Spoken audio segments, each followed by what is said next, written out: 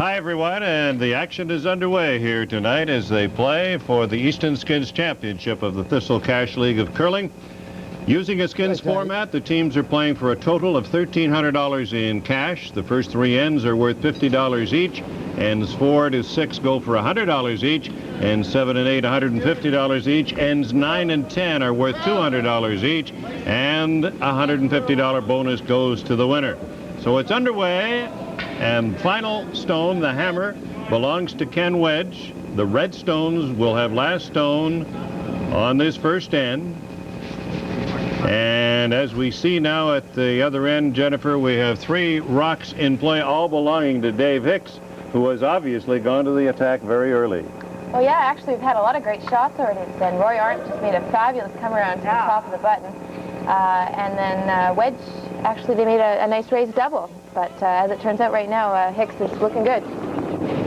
So right now, we have a takeout attempt upcoming by third Brian Williamson for the Wedge team, playing the in-turn on the stone just to the left of the center line. Sweeper's really working on this one. He's going to get a piece of it, and his shooter will roll. Oh, nice shot. Yeah, in behind. He left the raise back there, I think, though. I think those rocks are frozen, so if you hit it anywhere on the top, it should go. Mark Pellerin will be throwing. No, I'm sorry, Mark has thrown his 2 stones. We're now at skip rocks on this first end. And Dave Hicks will be throwing his first stone here on the first end. He does not have the last rock, so obviously a steal of a single point here by Hicks would give him a skin. The only problem, I think, is that he only has a rock, or there's only a rock in the 8-foot there, so... The stone belonging to Wedge, the shot stone, yes, in the 8-foot. And even if he makes this raise, he's 12-foot. So Ken Wedge still can make the come around and hope to get his deuce. All right, here is the first delivery of the game, upcoming by Dave Hicks, a 36-year-old denturist, the owner-operator of CompuSmiles Denture Clinic. This is the first year that this team of Hickses has been together. Dave himself has been curling for 23 years. He started at the Nutana Club in Saskatoon. And here's his first delivery. Looks good.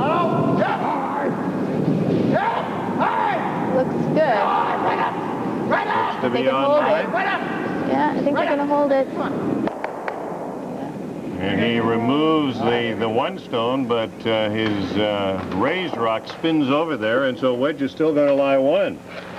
Yeah, if he puts this in play in a good spot that doesn't leave a double, he's got a good chance to get this first skin. Big Ken Wedge coming down the ice to throw for the first time tonight. Wedge has been curling with this same team for 4 years. Brian Williamson at third, Kelly Williamson at second, and Llyod Hornsby the lead. You just need full 12. Yeah. And an indication that all they're looking for is to get into the 12-foot to cut out the 2 yellow biters that are on the left and right-hand sides.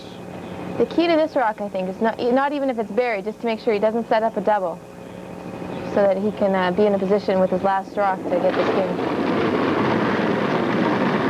And there is Ken Wedge coming out now with his first delivery, the draw shot. All kinds of room. All kinds of room. Watch the weight. All kinds of room. Don't set up the double. Where are we? He's not close to the guard. Right back. Right back. Right back. Come on, even. Come on. Right back. And it's into the rings, fully in the 12-foot, as you see, and so Wedge lying 2, and of course that's the ambition here on the first end, is to set up 2 points and 2 stones and count them both and get the skin. Think the double's there, Bob, or are they? Yeah, I think it is there. I think that he's got to hit maybe half of the center stone. It might jam, though. Do you think it will jam on that side? Yeah, he might jam on the one over on the left-hand side. That's what Johnny threw out here. You guys see? So, yeah, it looks like he's just going to play the hit and roll. I must think it's going to jam out there. Enough weight last time? The lines that you see going across the top of the screen are actually bars. They are suspension bars here at the Thistle Curling Club. We don't think that they are a distraction from depending on the camera angle. But they've been in place here at Thistle for a long, long time, Jennifer. Yes, the club definitely has a lot of character when you look at it. All right, the second delivery on the first end for Dave Hicks. You can't nose bang bang for 2 because it's... Wedge Lange 2 he has doesn't have the enough rings hammer. on top then, okay. Hicks talking it over with his front end. John Lange and Roy Arndt Jr. I think he figures if he gets the roll right behind that red one, then Ken Wedge won't have the raise because his rock will be out of the rings. He won't have the raise for 2. So his goal here is to get behind that red. 36-year-old Dave Hicks with his in-turn delivery. They're waiting on it. Let's make a big move. He's got a hit. How's the roll? Wow. Roll a little bit too Rolling far. right across. Yeah, it's in the open. An open takeout for Ken Wedge. Now he's got to go over strange ice, Jennifer, on this out turn. And I was actually kind of surprised at how much Hicks's rocks moved That's there. a good one. So we'll have to wait and see what this does. So a chance for the Wedge team to pick up a skin on this first end of tonight's Easton Skins Championship match here at the Thistle Curling Club. Same on ice. You got to hit on the nose and stick. Ken giving instruction to his sweepers, and he's looking at the broom being held down at the far end by Brian Williamson. Here it comes.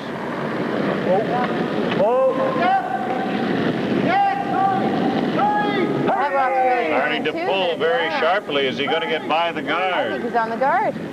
He wrecked on the guard. And looks what like did he leave? Did he push that? No, it looks like a steal of 1 for Dave Hicks. A steal of 1 for Dave Hicks, and that's what it is. He comes up with the skin. Oh, did it ever move? A real surprise as that outturn seemed to move very, very sharply. And so Dave Hicks has picked up a skin on this first end and has taken the lead in the Easton Skins Championship at Thistle. We'll be back with end number 2 in just a moment.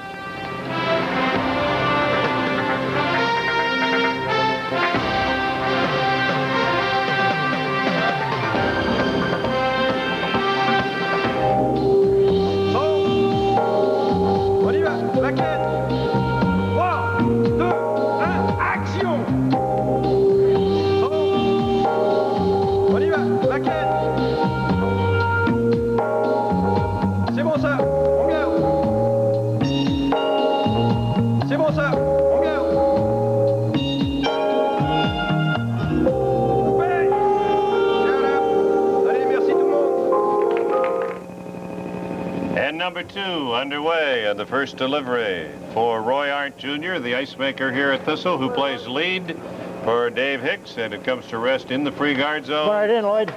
Just a 1.5 or 2 outside the rings. Great shot. This ice is really moving, so you want those guards to be tight. Kenny Wedge doesn't hesitate with his first call to Llyod Hornsby. He wants him to pull in behind that front guard. Llyod Hornsby is an accounting manager for CAE Vanguard. He's 52 years of age. He's been curling for 30 years, the last 4 with Wedge. Started to curl at Elmwood. Whoa, it's going to be over here. Whoa.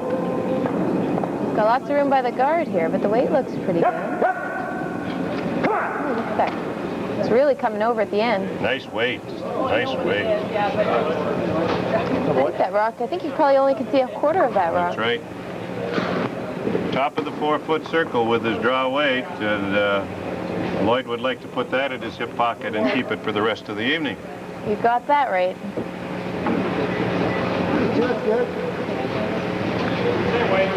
So it'll be another draw shot, the call for Roy Arndt. Trying to come down and get a corner freeze on the red stone belonging to Wedge in the 4-foot. Line's good. Tight now. Line's tight. Seems to be working very keen down there, Jennifer. Yeah, the rock seems to be sliding pretty good. The sweepers are carrying it a long way. It looks like he's got a really nice shot here. The sweepers can get it there. He gets it into the 8-foot in position to be raised back on the angle. In skins games, you want to make sure you keep your rocks above the tee line so you can promote them later on in the end. Wedge calls for Hornsby to play another draw shot into the 4-foot if he can. Remember, the team with last rock or the hammer on any end must score 2 points or more to win a skin. The team without last rock can win an end by stealing a point or points, and that's what Dave Hicks did on end number 1. Lots of room, guys. Lots of room. This rock isn't curling for them either. There it goes. Wedge line 2. And some options for Dave Hicks here.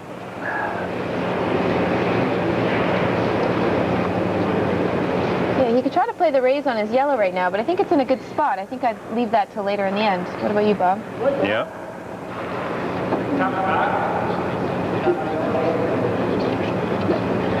Tap that back, roll on top of that. Yeah, that's not bad. That's a good shot. Mm-hmm. Up, scroll back, Dave. Dave calling for back ring weight. Try to tap up the yellow, I think, just to freeze it onto the one in the 4-foot and have the shooter roll over in front of the other red one.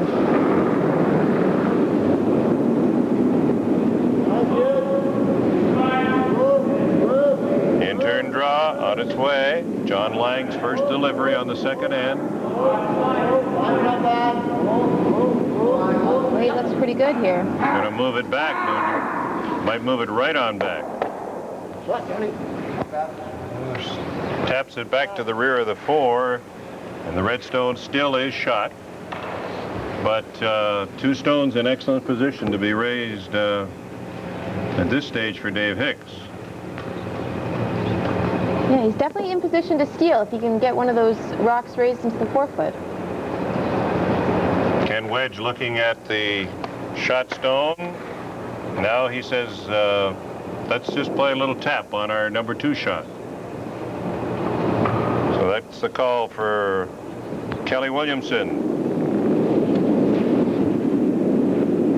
Second for the Wedge team, and here it comes, in turn draw. Trying to get a little tap. Whoa. Stay with it. Whoa. Whoa. Whoa. Whoa. Not coming up and a little heavy, Jennifer. Yeah, I think the weight was good for the shot. It just... It's good, Kelly. Yeah, it's not going to stop in time. And Dave Hicks gets it back to the rear of the house. You like that? Wedge line 1. The red stone you see in the 4-foot. Same weight, double tap. Oh, you could do that. I like that too. Same weight. Yeah, just tap it up a little bit. A little more, if anything. Eh? No, no more. A little less, if anything.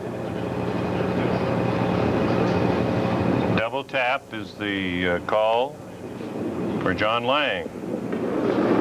Way back in 1986, the man on your screen, John Lange, was a member of Hugh McFadden's Canadian Junior Championship team. Close. They lost in the World Junior Final to Scotland the following year in 1987. Oh, yep. Wow, we lost the green. Here's John's double raise. How does it look? Pushing it a little bit at an angle. Didn't quite get it in for shot. The red is still shot. It's got a good angle on that one now, if you ever wanted to remove that red one.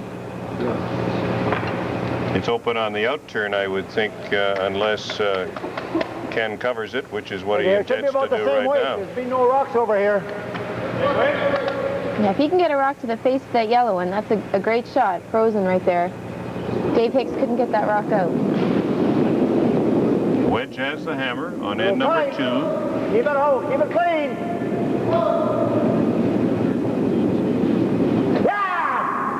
They got to work hard to get it by the guard. Okay, wait only. Wait only. Got to be on the 4. And they It did. looks good. It looks really good. Right into the 4-foot. Sit down. Sit down. Attaboy. Wedge line 2. In a cluster, as you see, near the tee line. There's almost a double there. Go straight back.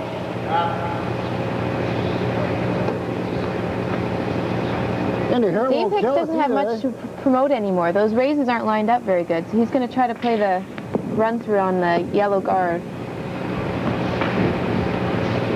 You're regular? Try to push it straight on back onto the stone in the 4-foot. And hopefully if he gets lucky, he might get both reds to go. Yep. He hits it close to the nose. Mark Pellerin with an out-turn. Working hard on it.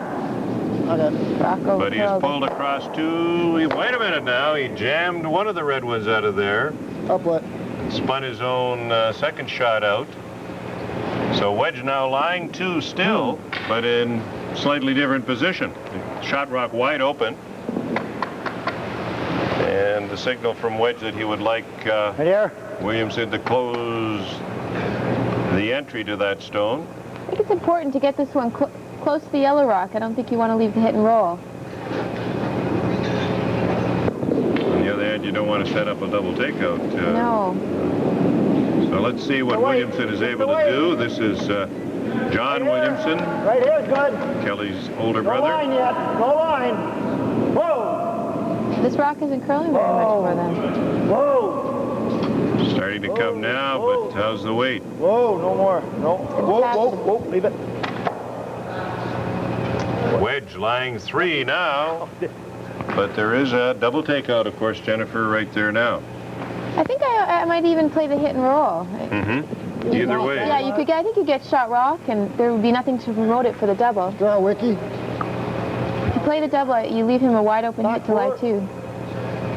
You get by that one, you can always come down and tick off that Hicks, one. of course, trying to steal again, as he did on end number 1. Doesn't move much. He's playing quiet weight, I think, trying to chap and lie off that top red one. Mark Pellerin, 31 years of age, a service officer for CNR. He's been curling for 19 years and started Line's good. in Saskatoon like Dave Hicks did. Wait a minute, this one is pulling, really pulling. He looks like he's got a great shot if they can get it by. And he comes right on in. Come, Mark. So we miscalled it. He was obviously playing the draw all the way. Looked like he was playing for the hit and roll, but instead he came right in with a beautiful draw to the 4-foot. There or here. Yeah, Okay.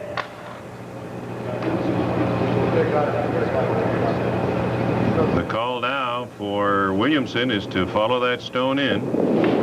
He's playing the hit on that red one, trying to angle out the yellow. Yeah. Oh, no. Easy. Lots of weight. Whoa. Whoa. Whoa. Whoa. Oh, right off. Right off. Oh, no, it's got to come up. Going to roll off his Gotta own come up. stone here and across the face of the other one All right. into the 4-foot. Second shot. Hicks still lying 1, the yellow stone in the middle between the 2 red counters.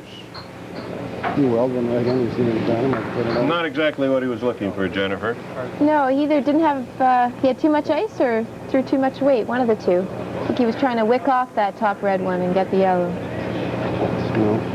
Didn't work out very well for him. So if we get by, just The Thistle Cash League is concluding its first season. 10 teams have played here every Tuesday night throughout the year, and this is the playoff climax tonight. Hicks defeated Chris Galbraith's team 7-5, while Wedge was a 10-6 winner over David Bone in the semifinals last week. The losing teams in the quarterfinals were skipped by Len Jackson, Stan Walker, Tom Robertson, and Larry Panagapko. And Jennifer, they're talking about expanding next year. Hopefully they'll have 20 teams playing here on Tuesday nights. Yeah, that'd be great for the club. It's a lot of fun to play every week for a little bit of money. I mean, But you he win has some, you lose lessons, some, but at the end of the year, hopefully you'll come out ahead. Yeah, you know more, Mark. Dave Hicks now with his first delivery on end Yeah, a number little 2. You can afford to be high, not low. And he'll try to come in with the out turn, 24? Mark's telling me 20. cut off the entry to the 4-foot if he Probably can. Probably throw 24. You guys are pretty close. He's talking about speed, 24 seconds. Don't jump on Yeah, it looks pretty fast. The sweepers seem to be able to carry these rocks a long ways. Good Close. Make sure he doesn't set up a double here. Wait, Ole. Really working on this one. Arndt and I Lange. think it's hanging out there though, Bob, isn't it? Yes. Leave it high then. It's got no, it's gonna be wide open, I think. It's coming over a bit now. Wow. Yeah, I think he's got a fairly good cover on it. It's not bad. Yeah. Ken Wedge has the double. Straight Yeah. nose hit, pretty close. We'll get the double, I think. Hit on the nose. That's what he's saying, on the nose with the out turn. Try to run the yellow back onto the yellow in the 4-foot. Split the two of them out of there. If he does that, you'll wind up lying about 3. 3 rocks to come on the second end of the Easton Skins Championship game here at the Thistle Curling Club. Somewhere up in between here and here. Yeah. Right on the nose. Right on the nose.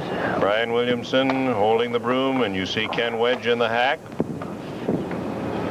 Ken is the owner of Wedge and Yellett's Plumbing. He curled in the provincials twice. Says he's been curling since he was about 5 years of age. Out turn on the way. Looks really close. Trying to get it come up a little bit more. He's going to jam it. Oh, he shot though. Very good. Improved the situation by moving that yellow guard out of there. He improved the situation a lot. That yellow one's wide open. And Wedge is now lying 1 with the stone that's in the 4-foot on the left of your screen. Dave Hicks could either guard his yellow and hope that Ken Wedge doesn't make a tap for 2. Get a carryover if you can. Yeah, I think he's got to play for the carryover here. He can't get to that red rock. He's got that punch But out. then if you're in a good spot, you're about here. Even if he puts this rock top 4, it'll be a tough You don't double wanna play because the it might touch jam on thing, that so red. He's got to give you a double. Right there, it's perfect.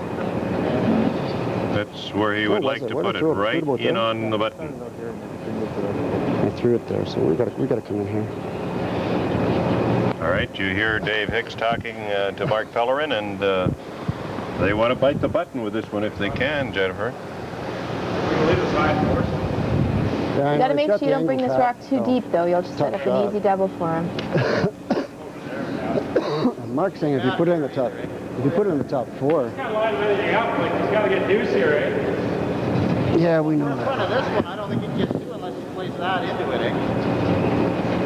Short's not all that bad. The reasoning from Pellerin is he I got better line. You guys can take it. puts the brush down there, and here comes Dave Hicks with his final delivery on the second end. Line's good. Line's good, hit. Arndt and Lange really working on it. Line's good. Come on, hard. Stay on it. Get it tight, come on. Is he going to get it up here? Come on. I don't think so. No, I think they're just better play the guard now. Yeah. Oh, that's good. That's a good shot. I mean, They settle for the long guard on the number I don't know 2 if I can get to that, stone. David, or Brian, I don't know if I important to can get that remember lifted in out. skins that the carryover is sometimes just as good as getting the skin. It's not True. setting up well for you. Oh, The you're main thing is getting not to give up the steel, and Exactly. I don't think there's a danger there that he's going to move his own red rock unless he really gets Well, that's the about the angle easy wrong. shot. You can't see that one, can you? I didn't think so. Yeah. Ken Wedge could either play that angle raise on the obviously won't come number this way, 7 so rock, we'll- I believe, it in the corner there. over here. Yeah, the one that He is just touched, tapped, yeah. Or play the double assuming tap, the well, I yellow guess it onto the doesn't red. That would seem to be certainly a safer shot. Get this one. I think I'd Right play there. that one right there. It's always better just to hit one rock instead of having to Same make weight? 2. Mm-hmm. Right about there? About half the rock on the outturn side. You could even 3 Little quarters. more, You could because tap I've it onto already the got it. yellow one. Yep. Yeah. Yeah. Little room Yeah. for error here. He's got third shot right now, so if he gets the yellow one Okay. out of there, Well, there's no other He'll way. You get his can't get 2. in because it Got won't to make draw sure he out. doesn't hit it Well, too thin and jam it straight onto his red and then not be shot rock. Now let's go for it. Ken Wedge seems to have made up his mind to Same weight. play the out-turn raise. Try to hit the red stone that you see beside the brush on the angle on the outside and raise it in onto the yellow stone in the Okay. 4-foot. Get it out of there. Try to just raise that one in and take his out. He's throwing hit weight at this ball, right? Yeah, that's what he sounds like. I think I'd throw this a little quieter. Just try and raise it into the 4-foot. Yeah. Well, his thinking may be that he's already got third shot Exactly, in here, yeah. so if he gets the yellow one out of there at all. 3/4 will work good.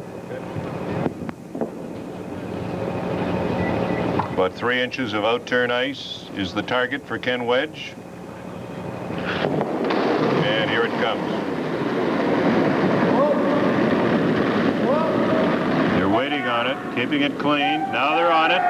Really curling now. Working hard, working hard. How's the angle? It's... Oh. Well, he touched it. No, he just moved it over enough, mind you, to retain the single stone in there. So he gets shot rock and gets the carryover. Wedge actually looking for 2, of course, but he just gets 1. That means that we have a carryover. And so Hicks continues to lead with $50 on the first end. The second end is a carryover. The third end is upcoming in just a moment.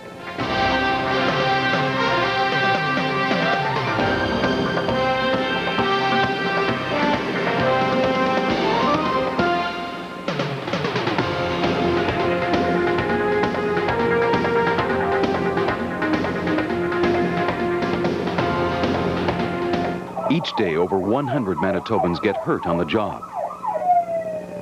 Back injuries are one of the most common. I know, I treat a lot of them. With the right information, many can be prevented. This free book from Workers' Compensation is full of tips, exercises, and information to help you prevent or recover from a back injury. Call now for your free copy of Back to Basics. Work safe. It's a way of life. In addition to our telecast sponsors, we'd like to thank Barry Swain and Jim Sproul of the Thistle Curling Club for the inspiration and arrangements for this production. A salute as well to Thistle ice maker Roy Arndt Jr., who's out on the ice, as we've told you, curling for Hicks tonight. As usual, our thanks to John Bubbs and Bubbs Electric for providing our electrical connections for many seasons. And our appreciation goes to the Manitoba Curling Foundation for the funding that helps us promote the sport of curling year after year in this province. 1 stone in the house belonging to... Ken Wedge called for that rock up front, I believe, and it went into the ring? Yep. Dave Hicks calling for a draw to the corner guard position with the yellow rock, so 2 stones in play as the leads continue on end number 3. And of course, the only difference on this end is that Hicks now has the hammer. Has the hammer for the first time, so we'll see if he can score his deuce. Llyod Hornsby Just the weight. Just the weight. throwing the in-turn. Whoa, whoa, whoa, whoa. There it comes. There it comes. Where are you now? It's got to come up a little bit. Yep. Hit it hard. Hit it hard. Trying to get as much separation as possible. 2 stones in there now, and Hicks is going to go to the defense and try to remove them both if he can. And John Lange will be in the hack for Dave Hicks. After 2 ends of play, we have some percentages that are most interesting as far as the shot making is concerned. Roy Arndt Jr. shooting 100% through the first 2 ends. Llyod Hornsby, his counterpart on the Wedge team, at 88%. John Lange, 94%. Kelly Williamson, 75%. Mark Pellerin at 3rd for Hicks is 75%. Brian Williamson shooting 63%. Dave Hicks, the skip, is 63%, and Ken Wedge just 50%, as they have done some struggling in the early ends. Team Hicks is at 83%, and Team Wedge at 69% as they play on end number 3. Just a wait. Nice shot making for Roy Arndt Jr. Lots of room yet. Really nice come around out there. Lots Setting of up room the yet. ends. Really, Whoa. really nice for Dave Hicks. Wait only. It's over here. Whoa, guys. Whoa, guys. Whoa. Can't get any better than 100%. Yep. Whoa. Right off. Okay, that's good. That's good. That stone comes to rest just outside the rings and was what Wedge was looking for. Tap back signaled by Dave Hicks now. Trying to tap back his yellow stone.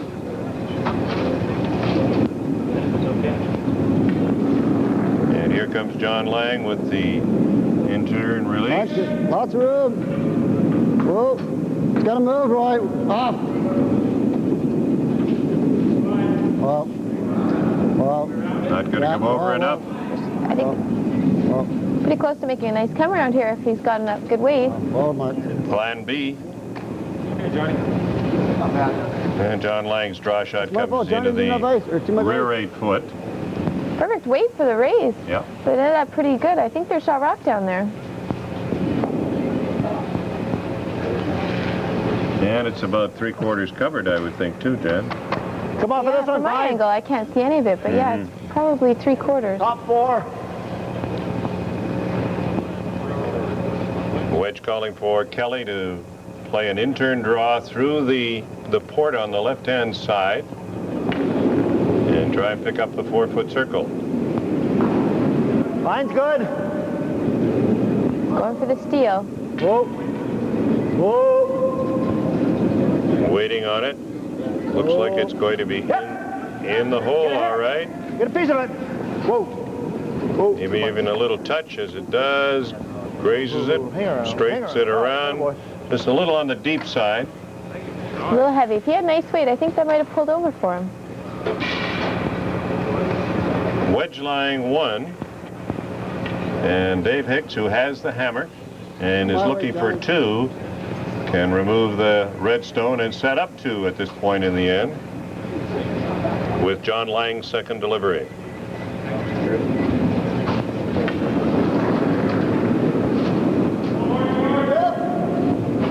John Lange, a product of curling at Assiniboine Memorial, former Canadian junior champion, and his outturn right on target and a good roll. Right in behind the center guard.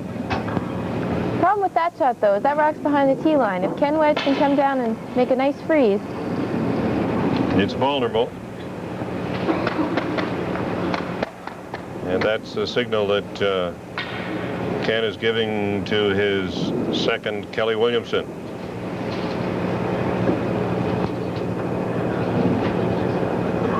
About 3 feet of in-turn ice. And we'll correct ourselves and say that Brian Williamson is in the hack. He's the owner of Acoustics Unlimited. Born in Roseland, Manitoba, where they have a famous one-sheet curling club. Come on, guys. Williamson clan. He's way inside, I'm afraid, on this one. As it bends over. Nose of it. Going to play a little bit of a raise instead here, but just a little on the light side. Yeah, a little bit more weight, even if he split it open a bit and had something to raise. Those rocks aren't lined up very good to make a raise. Not now. I like this side. Hicks would like his third to come down through that hole and certainly cut off the entry to the shot stone, which is in the back of the 4. And in the hack is Mark Pellerin. Mark used to skip over at the Pembina Curling Club in Winnipeg before joining up with Dave Hicks here at Thistle. Lots of room. Wait only. Gotta move. Gotta move. Whoa, guys. Whoa, if you can. Whoa. Not coming up enough. Get a little tap on the front stone, but he still leaves the opening there, Jen. If Wedge can get the right weight here with Still there, Brian. Brian Williamson down through the hole. This is a big shot for Brian. He's he's got to make one here. Ken Wedge is sitting 3, and it's looking pretty good for him to get his deuce.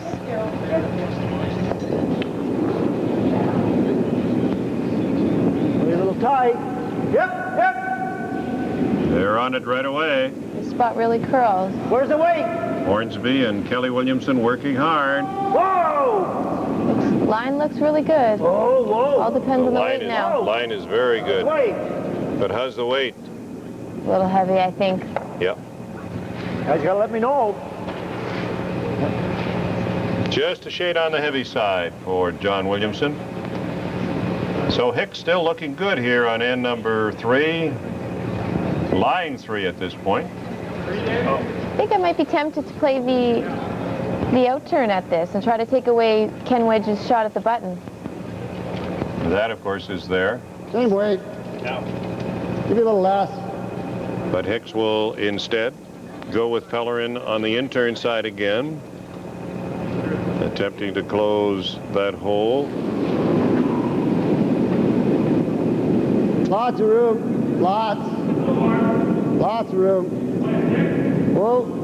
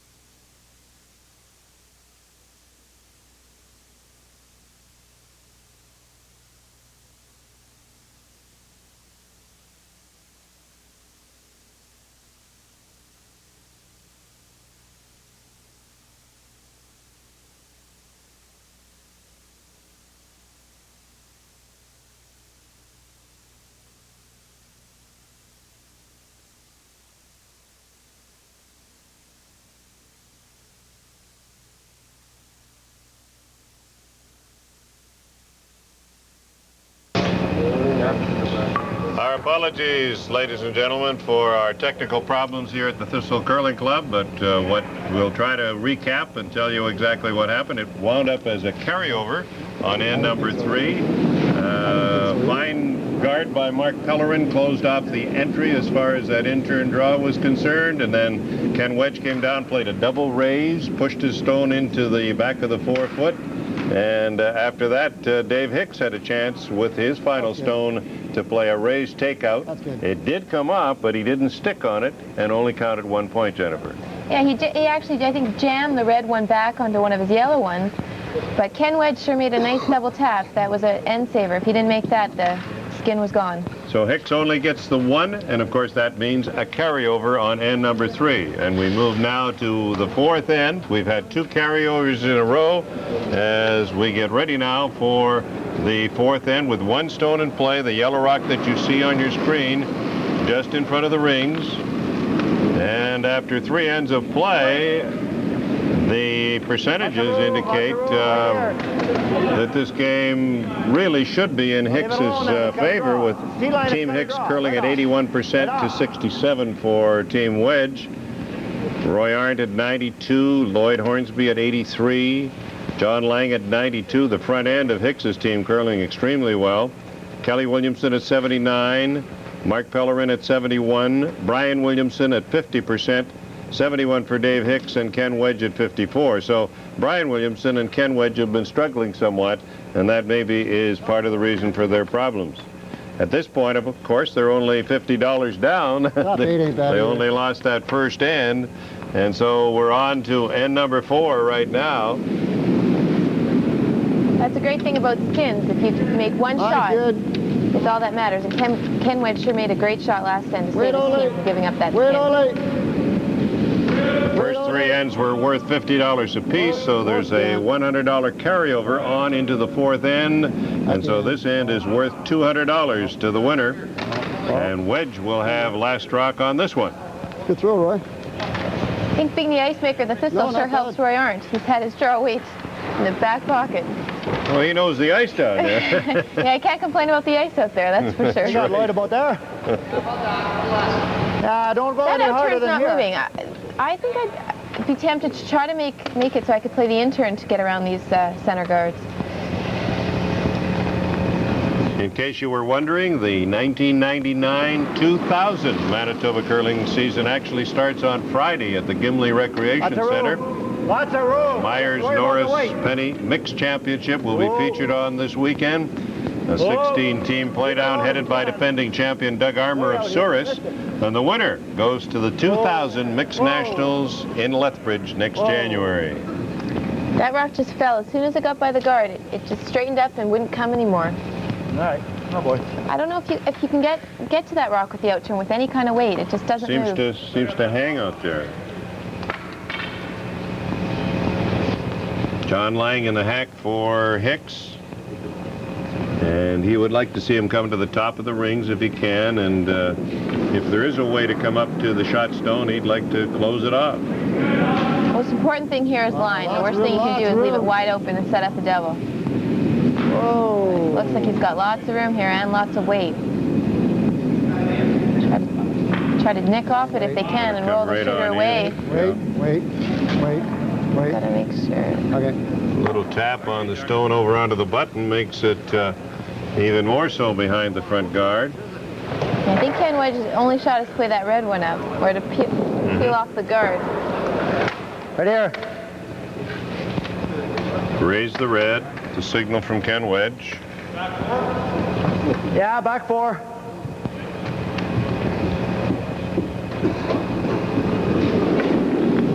Interesting situation playing the skins format, of course. A little tight.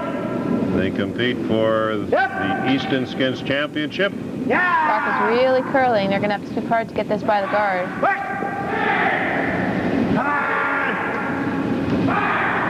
Come on. He's gonna overcurl his Got shot. it by. How's the tap? A little bit at the wrong angle. All right. But quite enough weight. Just a little light again. I don't know if they're getting fooled on the weight out there, but they seem to be coming light quite a bit.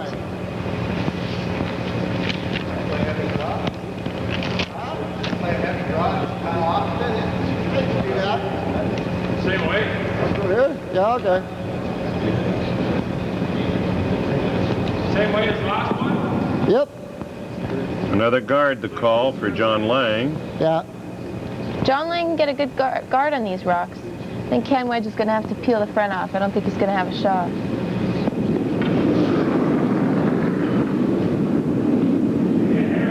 Yep. Looks a little hard to me. Immediately they're on it. Thought he slid a little bit inside. Real This hard. rock is really curling. Real hard. He's got a lot of weight, too. Good. Good. Well, he was obviously looking to Oh, I thought he was remove, playing the guard, yeah. remove one of the red stones, and he tapped it back. Real tight, Johnny. Not bad.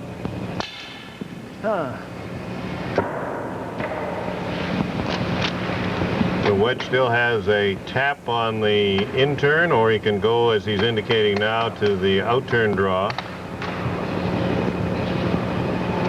And we'll see if it finishes this time, Jennifer. I'd be surprised. It just doesn't seem to finish once it hits the forefoot there. Kelly Williamson with the out-turn. And they jump on it at mid-ice. Thought he threw this one inside. Working hard, trying to get it by the guard. Wedge goes out there to lend a hand. They've got it by the guard. And he's just a little bit on the short side. That's a good shot, though. They can promote that one. Two possible promotions there. The outturn one looks much better. But signal there from Hicks that he could play the double takeout.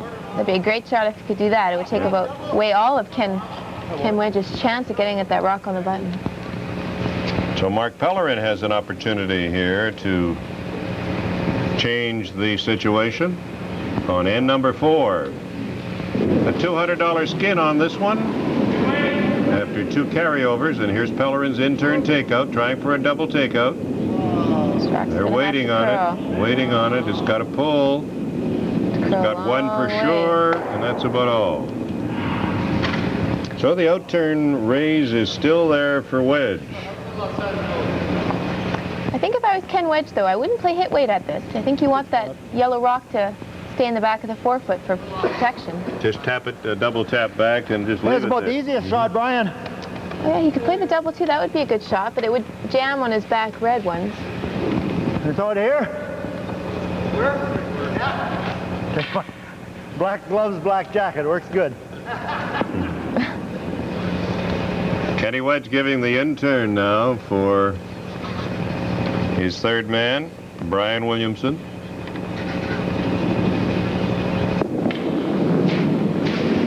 Brian's been curling with Ken for 4 years. Oh, that in-turn is... Well, it lost its turn a little bit. It's got a dead handle here. 13 turns. The wrong one of them worked. Kills one stone and rolls the yellow into the forefoot. I think it picked up something right out of his hand. It seemed to spin and then lost it. Maybe pick something up as it came out. Didn't work out very good for the Ken Wedge team. Hicks, Lange, 2, the 2 yellow stones you see right in the forefoot. And the only salvation that Wedge does have last stone here on this 4th end. I think Dave Hicks is worried about that red rock, that Ken Wedge might be able to come off of it. He's thinking about hitting and rolling. I like that. Straight drop. He doesn't have anything off his own. Wow. I don't think he's got the... That's a pretty tough double off his own there. Have to hit those rocks a long way sideways. And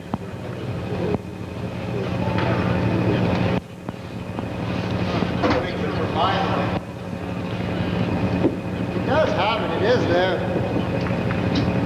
It is there. I like that. Let's play the hit and roll. I think if I was going to play this, I might even just roll away. Yeah. Just a little high last time. Throw the same weight. The decision is made to play the in-turn, remove the red stone, and hopefully get a roll off it to the inside. Whoa. Close. Pellerin's rock on the way, lots of weight. This rock's really curling. They're going to have to scoop this harder.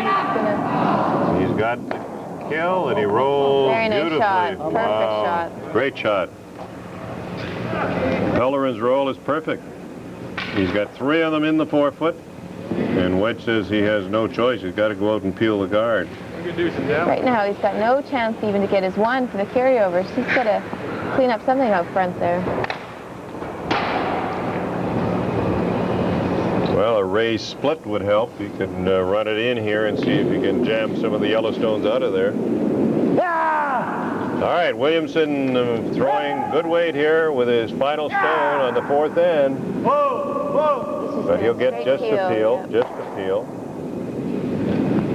So 3 counters in there belonging to Dave Hicks, who does not have last stone on this 4th end, and he'll no doubt try to cover them up.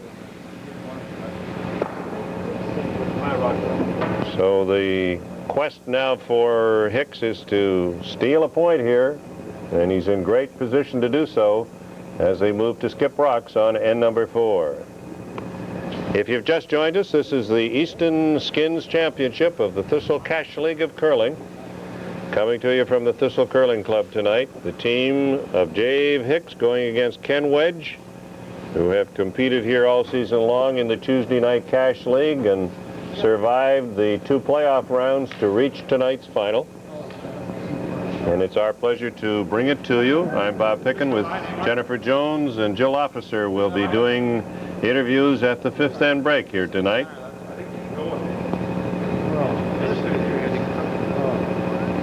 Pellerin holding the broom as Dave Hicks in the hack gets ready to throw. Tight. Line's good. What? Lange and Arndt work on it. Just Try to hold his stone on line. Good line. Good line. Just want to let it die, I think. Going to be a long guard. Hey, Davey. Perfect guard by Dave Hicks.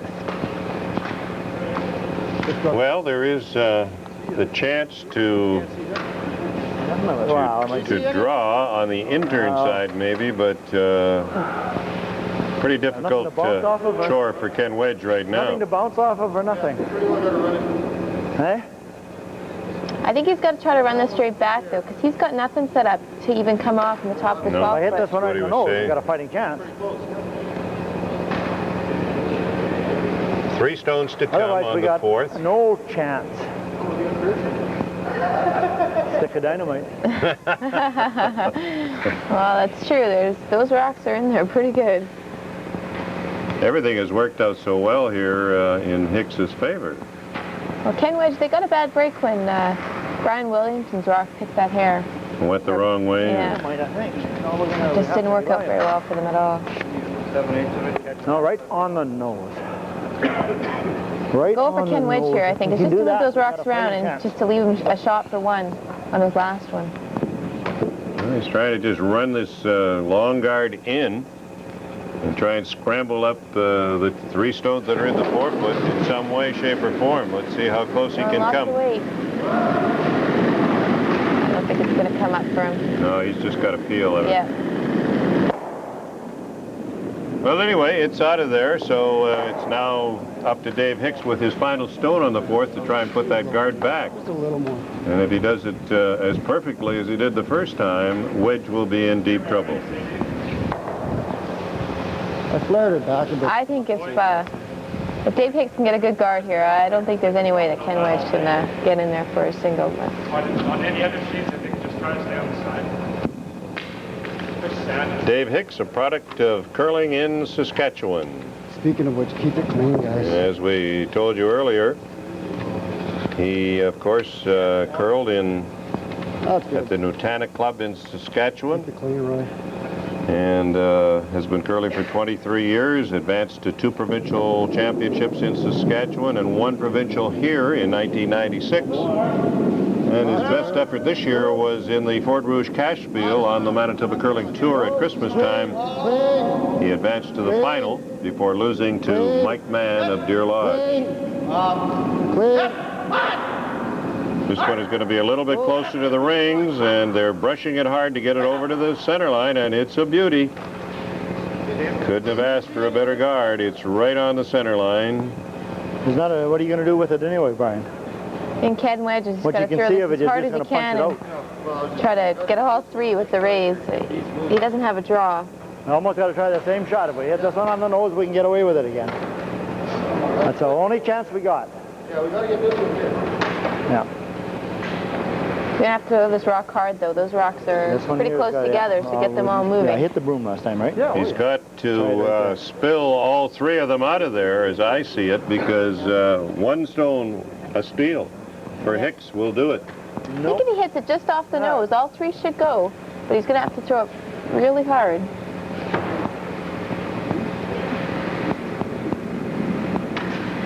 That's when you need Kevin Martin or Wayne Middaugh out there throwing it for you. I'll tell you, Wayne Middaugh was in razor-sharp form on the weekend. Oh, that's for sure. They played very well. Winning the World Curling Tour Championship. Kenny Wedge with a formidable challenge right here with his final stone on end number 4.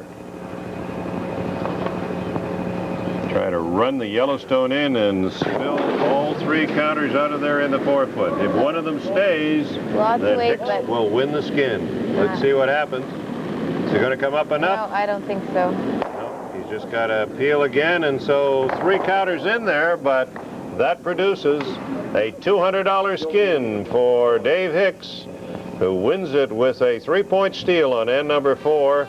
And picks up the 2 carryover ends and a $100 skin this time. And he leads in the match, $250 to nothing. We'll be back with end number 5 in just a moment.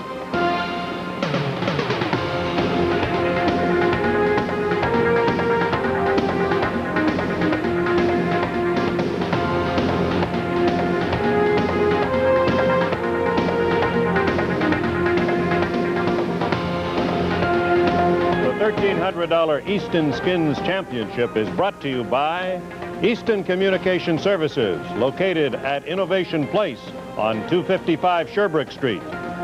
By Lawn Man, the fertilization, weed control, and aeration specialist.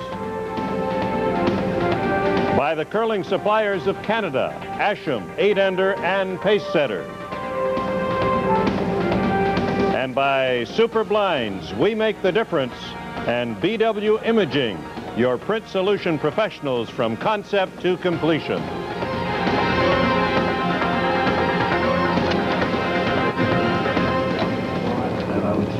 And number 5 underway here at the Thistle Curling Club. 1 stone in play. Line's good. And Hicks elected to put a center guard out in the free guard zone, and immediately Wedge says, let's go around it, and here's Llyod Hornsby trying to do just that. Just the way. Pretty good looking line for Llyod. Percentages continue to favor Team Hicks in this match, and obviously with a lead that they have of $250, you would think so. Roy Arndt is curling at 94% through 4 ends, to 75 for Llyod Hornsby, 81% for John Lange, to 78 for Kelly Williamson, 72% for Mark Pellerin, to 47% for Brian Williamson, and 78% for Dave Hicks, to 50 for Ken Wedge. Team Wedge is at 63% to Hicks, the team 81%. So a big edge in percentages, which sometimes, Jennifer, don't mean all that much. But tonight they are indicative of what's happening. The big story is at the 3rd position. Yep. Mark Pellerin is really setting it nicely for Dave Hicks. Ken Wedge isn't having much of a shot with his last one. A big hit and roll there by Pellerin really set up Hicks on that end for his steal. And now we have another stone in the rings. There's Roy Arndt with his 4-foot weight again. Yeah, there he is. Yep. Well, the ice maker should know the degree of weight that you need on ice like this. He makes it, he works with it. Guess he makes it the way he likes it, that's for sure. Yeah. Llyod Hornsby will try to follow him down. Yep. This outturn should move nice here. I think Whoa. Good looking line, he's around the guard. Whoa. Hold that weight again, Brian.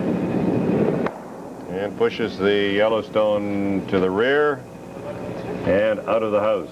Nice control weight there. Jennifer, I understand that your team next year is going to have some changes. Maybe you could tell us a little bit about that. Well, Jill Officer, who's actually doing the interviews tonight, played lead last year, and she's decided to take a year off to pursue her academic interests, and didn't feel that she'd have time to play. And Patty Burtnick, who played second with us last year, wanted to play third, and so she's actually going to play third for Maureen Bonner. So they should have a really strong team, and it's really great for Patty. Not a bad move at all. Oh, no, that's just fantastic. I'm going to start articling next year, so I'm not going to be able to play a whole lot. So Karen and I are going to stay together. Karen Port is going to play third. She's decided to take a break from skipping, and I'm going to try throwing last rock for a change. So it should be fun, and Dana Melanchuk and Lynn Follis-Kurtz are going to join the squad as well.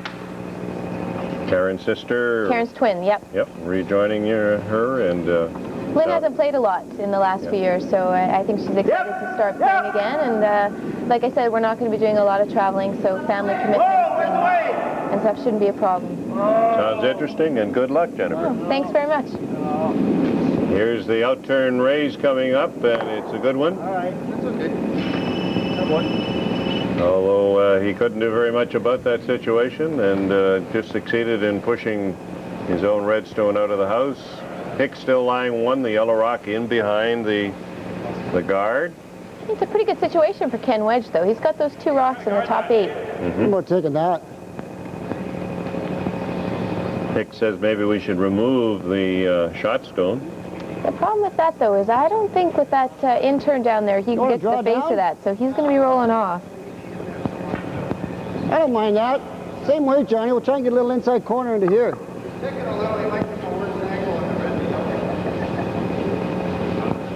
Well, they like the out-turn. I'd rather hack weight with this and sit right there. John Lange played that out-turn nicely with his first better. stone. Hack weight, right in the nose. Looks like he's going to be overruled by the skip, and Hicks will have him play the in-turn. You have to be very tight to this guard to get to the nose of that rock.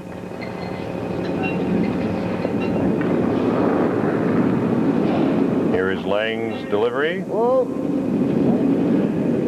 Whoa. Whoa. Whoa. Got enough weight to be there. Waiting on it. No, it just doesn't move there. No, doesn't seem to move it No, at all. doesn't Doesn't finish at all. And he just Nice try, taps it Johnny. over Good, into good. the 4. Good.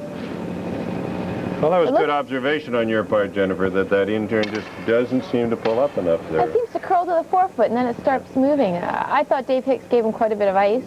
I think you have to make sure you're tight to the Same guard weight? there. That was the worst possible scenario. But Kenny Wedge now calls for Williamson to play the out-turn and try to remove the yellow rock that's in behind Whoa! Whoa! with a straight back raise. Kelly Williamson's out-turn. They're Looks waiting on good. it, waiting on it. Looks pretty good. Coming nice now. Hit it. Come on! And a good raise takeout. 3 red ones in there, all belonging to Ken Wedge. Ken Wedge looks in a good position to pick up his first skin here. He can keep control of the front of the rings. Oh boy. And number 5, the skin is worth $100. Got all that, Mark? And Wedge needs it to get back into this game. He trails $250 to 0. Yep.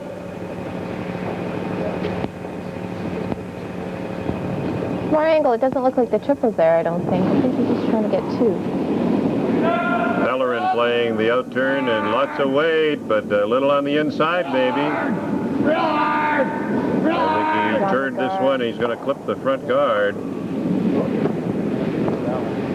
And that was not what the doctor ordered, of course. No, that center guard was Dave Hicks' salvation, basically. He could have always drawn around and tried to go for the steal.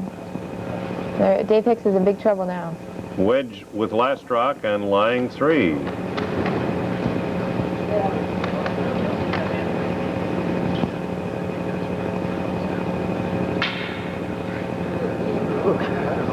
Buddy, hit this one right on the nose. Right here. Tee line. You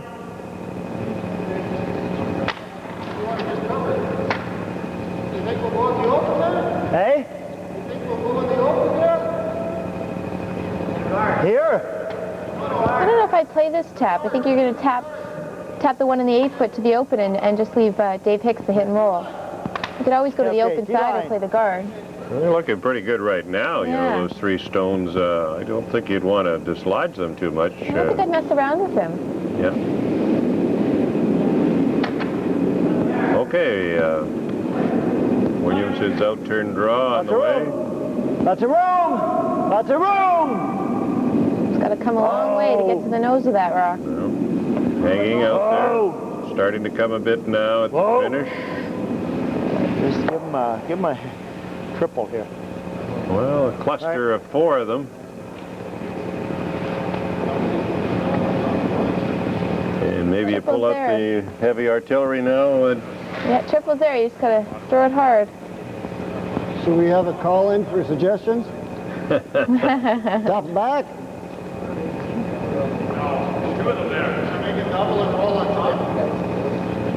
Like in between? Rolling here? That'd be a good shot. Doesn't if get could you do much. that. mm-hmm. Second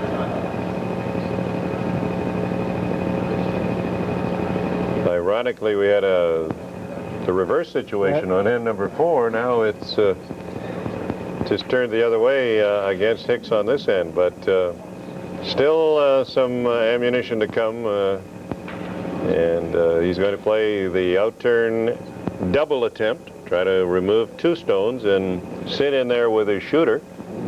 Let's see if Pellerin can pull it off. Throw him lots of weight. Easy. Easy. Looks pretty good. Pretty close to the double.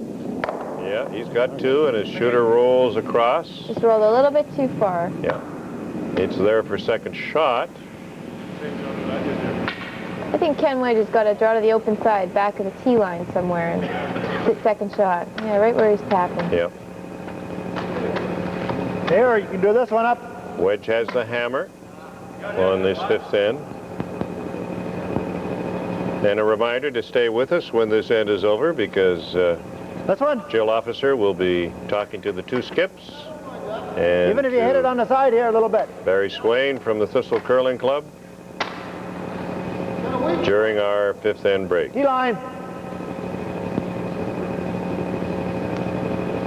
Well, he has elected not to go for the open side of the house. Tap back on the red stone onto the yellow. I think I've got to remember here, he just has to score 2, so if he could just put one on the open side, second shot. Yep. I think by doing this, you're just creating opportunities for Dave Hicks' team. Yep. Brian Williamson's out turn. They're waiting on it now. It's got to come up enough at the finish. Is it going to pull enough? Oh. No, it doesn't. But he has succeeded in raising his second shot stone in there to lie 2. Now Dave Hicks can make a double and sit 2. Mm-hmm.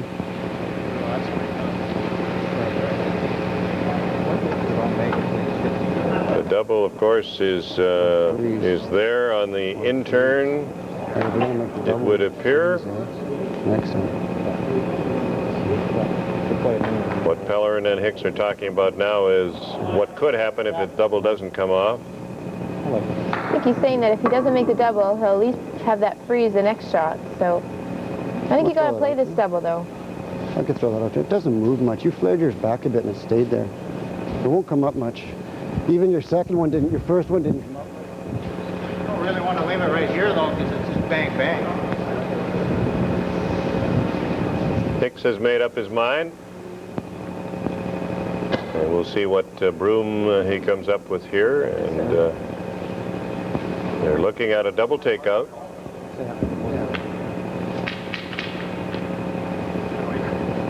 Regular.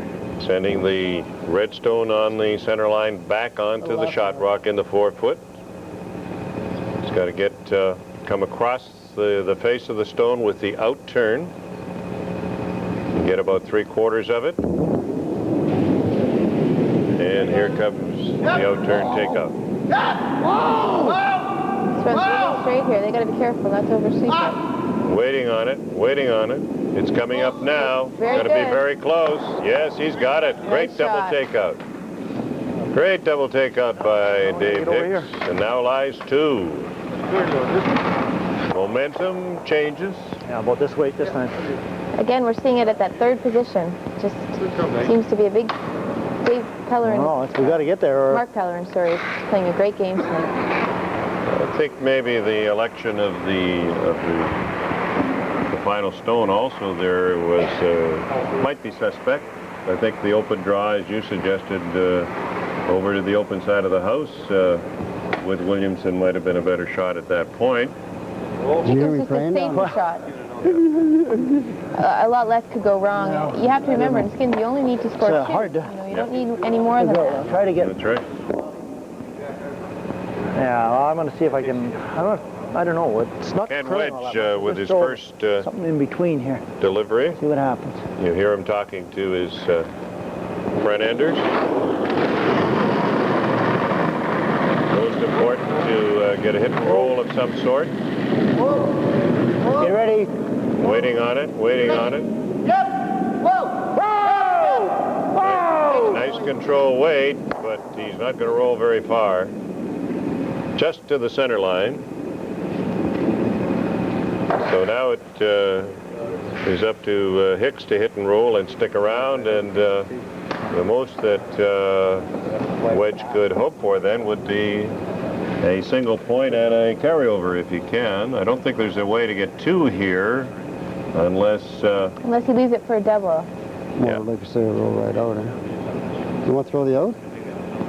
if he hits and rolls out here. I'm a little worried about the out. Let's take I don't think there's a raise. This one's straight down here, you know.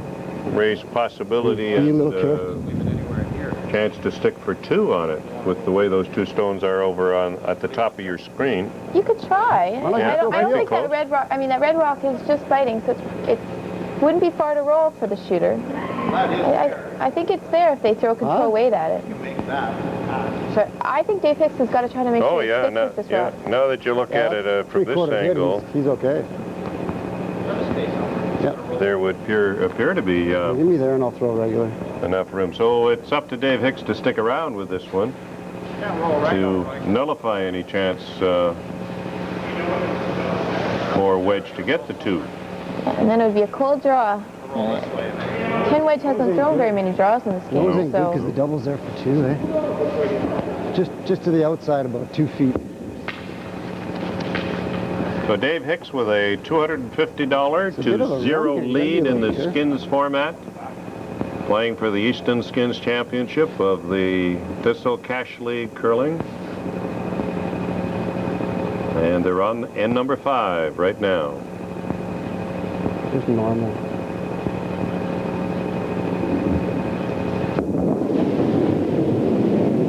Normal firm weight is the call by Hicks. Wants to remove the red stone near the center line and stick around. Looks pretty good, Jennifer. yeah, good. Very nice shot. Oh, even a roll. Super roll to the left-hand side. Carry it over. And you're right, it's a straight draw to the 4-foot to hope for a carryover for Ken Wedge.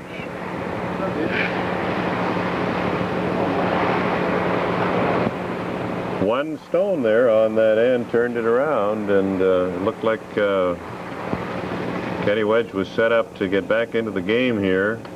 1 point lying 3 and drawing a 4th one in there. Carry it over, guys. Yeah, it sure looked we're like not having Ken any Wedge was luck going to with get that the skin here. But I think they Come on, carrying it over. not maybe miscalled it, but I just think they made it easier for Dave Hicks to get out of the end. Yep. This end is worth $100, and if Hicks gets a steal here, he will pick up that $100. The best that Wedge can hope for is a carryover. In-turn draw. The front-enders working on it immediately. Yeah, I think they're going to have to go far. Got to on get this one. fully into the 8-foot circle. They're really working. Brian Williamson out to lend a hand. Still on it. Still on it. Is he going to get it up to Gotta go the... hard. Oh, Yes, he's there. Great He's sweep. fully into the 8-foot circle. And so it is a carryover to end number 6. But Team Hicks is leading in this match, $250-0. We'll be back with our 5th end interviews in just a moment.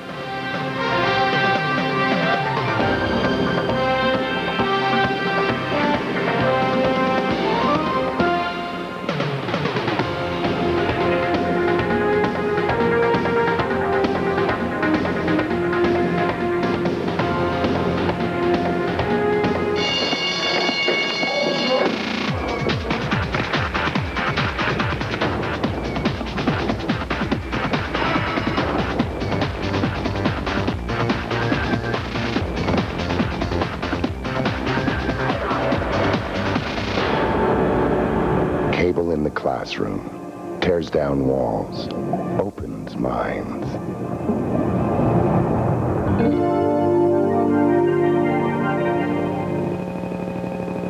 We're at the midway mark here tonight at the Thistle Curling Club as they play for $1,300 in the Easton Skins Championship of the Thistle Cash League.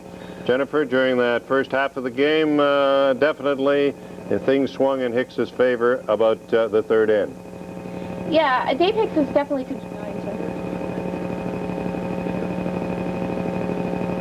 a Dave Hicks show up there tonight. All right, let's go down now to ice level where Jill Officer is standing by with our 2 skips. Jill Officer, take it away. Thanks, Bob. Dave Hicks joins me now. Dave, how's the game going so far? Oh, we're really enjoying ourselves. A little bit challenging to get used to the skin strategy, but I think as we're going along, we're getting a little more comfortable with it, and hopefully the results will prove that later on.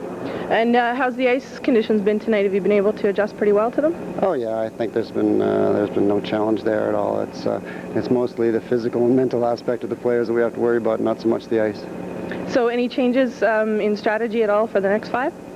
I don't know about changes in strategy. Basically, just try and execute what you try to do, and just let the chips fall and hope for the best. Great. Good luck for the next 5. Thanks, Jill. Bring Ken in now. So Ken, how have the ice conditions been for you and your team? Ice conditions are good. We're just not curling that well. Well, hopefully that picks up in the next 5. Do you have any changes in plans at all? Oh, I didn't. Try the same thing. Maybe we'll get lucky. Who knows? You better watch out for those guards that you're almost sliding into there on those high hard ones you're throwing. That's a little bit of the old days. I feel like I'm a young kid again today. For some reason, I don't usually slide that far anymore. Okay, good. Okay, we're going to bring Barry Swain in now. Barry is the organizer and creator of the Thistle Cash League. And Barry, what drove you to start a league, a cash league at the Thistle? Well, I figured that we'd be able to get a bunch of guys to come in here and play for cash, and I'd win all the money, actually. But Hicksy had something to say about that. No, seriously, actually, my dad and I had always talked about starting a cash curling league, and then when the MCA changed the format of the city's own playdowns to just entering directly in, we knew it was time to give it a shot, and it's culminated in this final here, so we couldn't be happier with it. Now, there was an article in the Winnipeg Free Press that stated that some of the inner city clubs were in financial trouble. Is the Thistle Curling Club one of those clubs? No, absolutely not. All I can really say about the financial status of the Thistle Curling Club is we don't have any long-term debt. Bills are paid, property taxes are paid, the future's bright here. So what are the plans for the next 4 or 5 years for the club? Well, the plans for the next few years, I guess, are to increase our membership, fill up our cash league. We got another great league that goes on Thursday nights, and there's openings there as well. Our Saturday nights, we rent out to different curling functions, like just one-night functions for, offices or whomever. But I guess long-term plans are to fill up the membership and be proactive about our approach to the game. Great. Well, good luck with the club and the league in the future. Thanks a lot, Jill. You're welcome. Stan Walker's coming in here now. Stan is with Easton Communications. Why did Easton Communications decide to get involved in the sport of curling? Well, we decided as a company that we wanted to get ourselves more involved in the local sporting scene, and curling being one of them. And we wanted to lend our support to curling, which is presently booming and enjoying great success in many different TV venues. So tell me a little bit about the company. What is Easton Communications exactly? Easton is in the mainly the telecommunications business. In 1993, with the telecommunications deregulation, the company was started, and just recently we've been enjoying tremendous growth and moved into a new building called Innovation Place at 255 Sherbrooke, and we really just get into the full gamut of voice and data solutions, and look forward to anybody coming down and visiting us. Great. Well, I know your sponsorship is greatly appreciated in the curling world. Thanks, Thank you very much, Stan. And we're going to go back up to Bob and Jen for the rest of the game.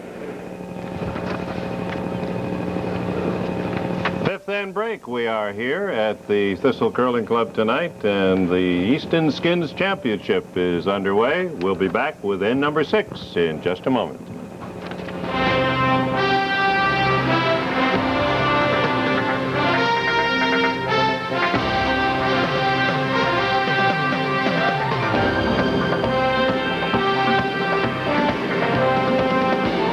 The $1,300 Easton Skins Championship is brought to you by Easton Communication Services, located at Innovation Place on 255 Sherbrooke Street. By Lawn Man, the fertilization, weed control, and aeration specialist. By the Curling Suppliers of Canada, Asham, 8-ender, and Pace Setter. And by Super Blinds, we make the difference. And BW Imaging, your print solution professionals from concept to completion.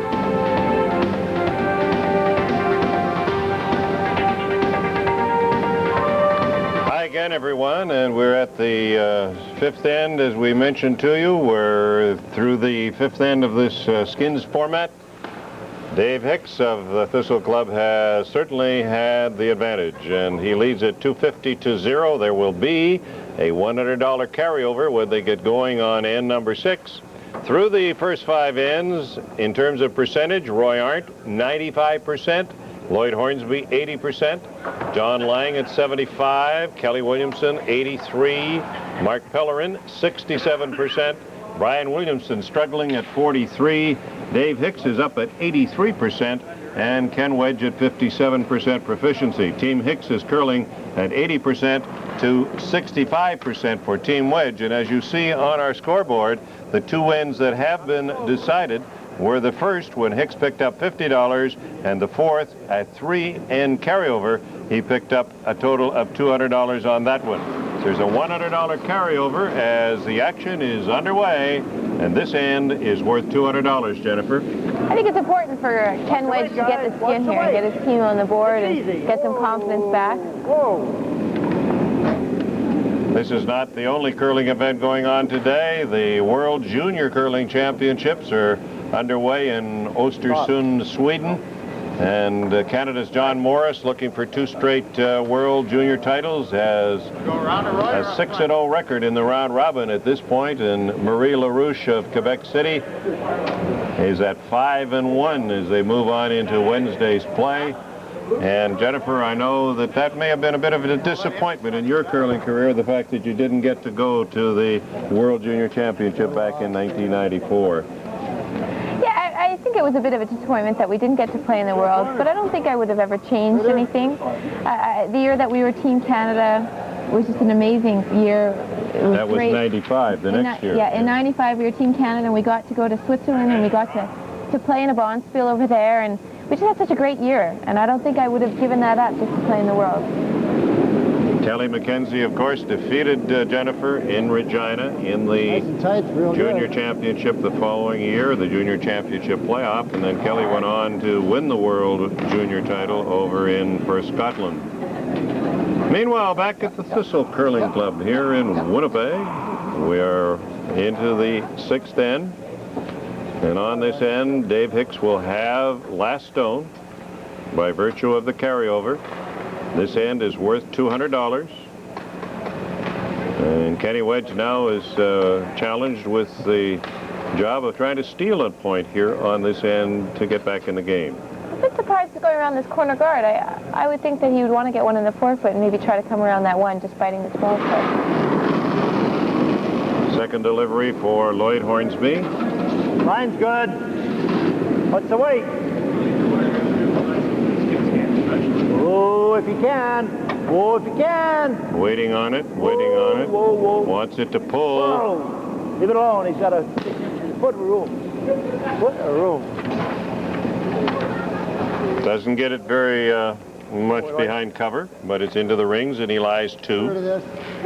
Hit and roll there is good. Using the skins Right in format, front's the not bad first 3 ends were worth $50 each. Ends 4 to 6. This is number 6 we're on now, $100 each. Ends 7 and 8 will go for $150 each, and ends 9 and 10, $200 each, and then a $150 bonus goes to the winner. And even though Wedge is down $250, there's still money to be made ahead, and he can win this match. Yeah, there's definitely more money played later on. Right. In the end, so if they can just hang in there and play better, then I think they have a chance. Takeout by the Hicks team on the 1 red stone, and Wedge still lying 1. T-line, Kelly. And he calls for the raise on his own stone and try to set up 2 if he can.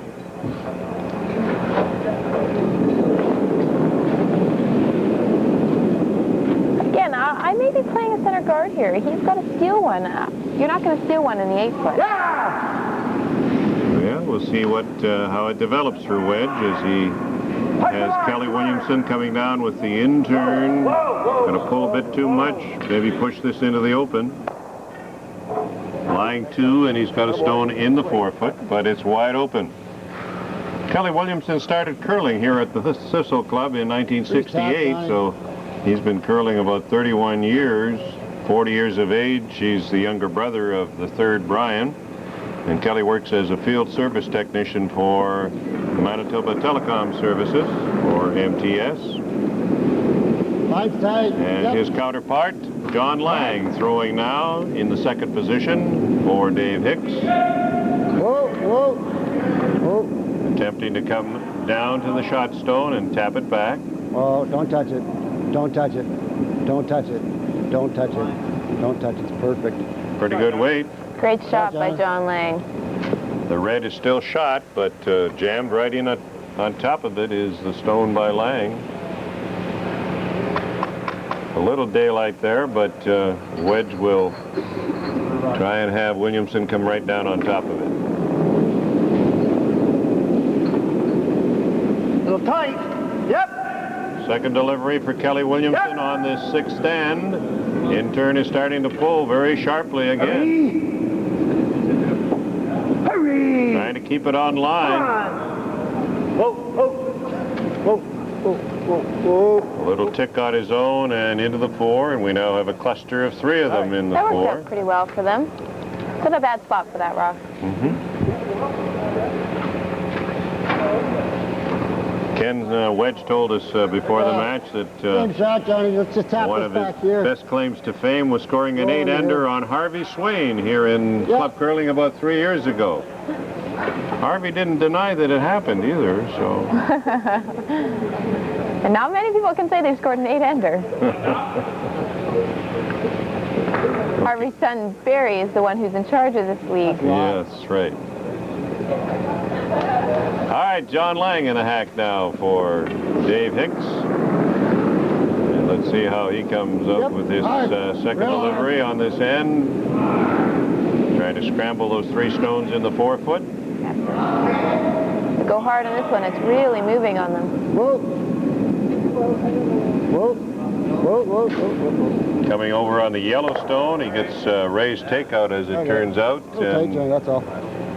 Hicks lying 1. Wedge in a position, of course, to raise it out of there. A little tap on his red stone if he elects to do that. Probably try the double, too, or... Could go right in there, draw right into the group of stones in a cluster.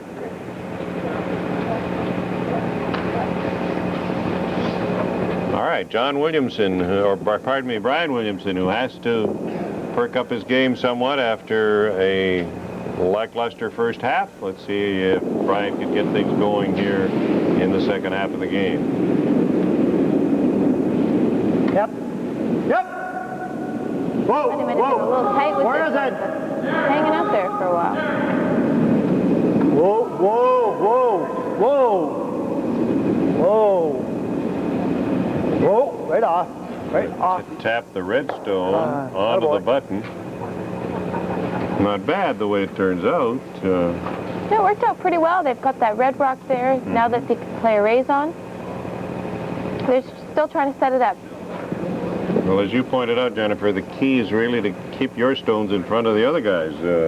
And you may get a chance to bump them back eventually. You hit and roll I over. think you just have to be patient and just try to set it up for your skips rock. Sit right there. He's going to double you out. Dave Hicks roll does over. have last stone, however, on this end. So Wedge is trying to steal Mine? to earn the $200 skin. Mark Pellerin in the hack now for Team Hicks. You want to throw less? Just control.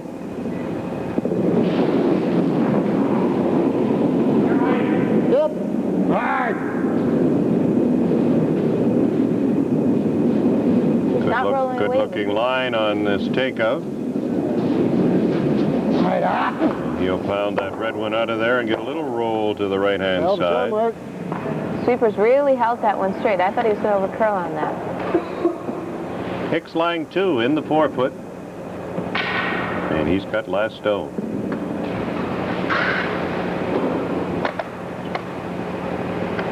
Move it that far. Call for a little tap with Brian Williamson's second delivery on the 6th.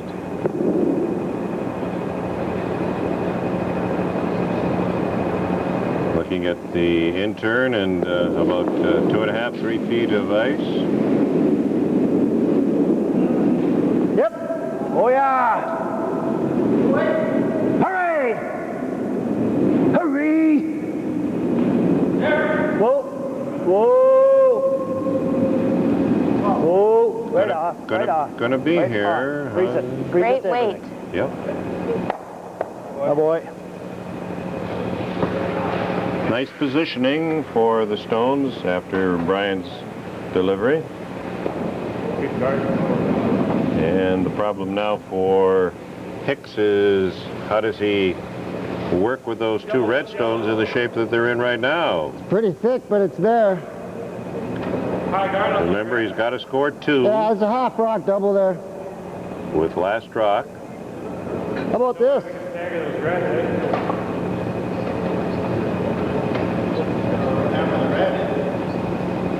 Huh? If he hammers that red, is he going to leave us a double? If he hammers this red?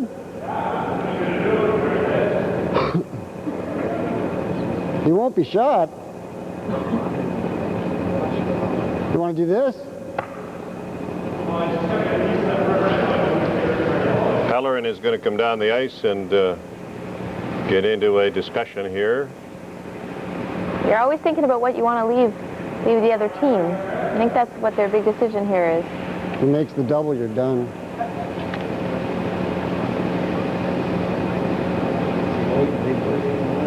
What about? I think you've got to be careful, though, because that double is there on those 2 yellows, so you don't want to set up something where you're guarding those 2 red and then you don't have a shot with your last one.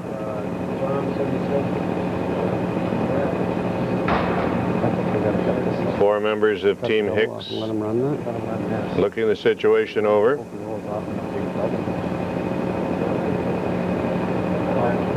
He hits it right. We're not You see the skin scoreboard indicating victories on ends 1 and 4 for Team Hicks and $250 in the bank at this point. 3 carryover ends. I like that. And we're into a carryover here on end number 6 with Hicks having the hammer as you see on the scoreboard. And roll to here. That's not bad. $200 on the line here on end number 6. And $1,300 for the whole evening.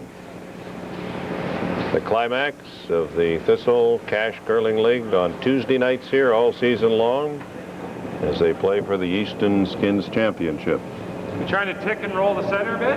Yeah, just move it over to there and just roll the shooter to the center line. That's good. right, you get the clear picture of what Dave Hicks would like to see Pellerin do. He's just trying to change the angle on those two reds a bit, I think, and How's that offer a little bit of protection to the yellow in the far corner of the forefoot. Hicks in good position here to come away with a skin. Hard, guys. Working on Pellerin's delivery, trying to hold it on line. Real hard. Lange and Arndt really working hard. He gets a little bit of a tap. That didn't work out too well for him. The double is easier now, and it's going to be behind the yellow rock that he just put there. That's right. The bounce off there, that's it. There's the shot that Wedge indicates. Yeah, I got to do it now before he gets a guard on it. I think this is definitely the shot to play.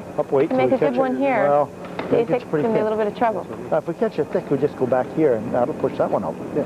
So, again, we'll use that.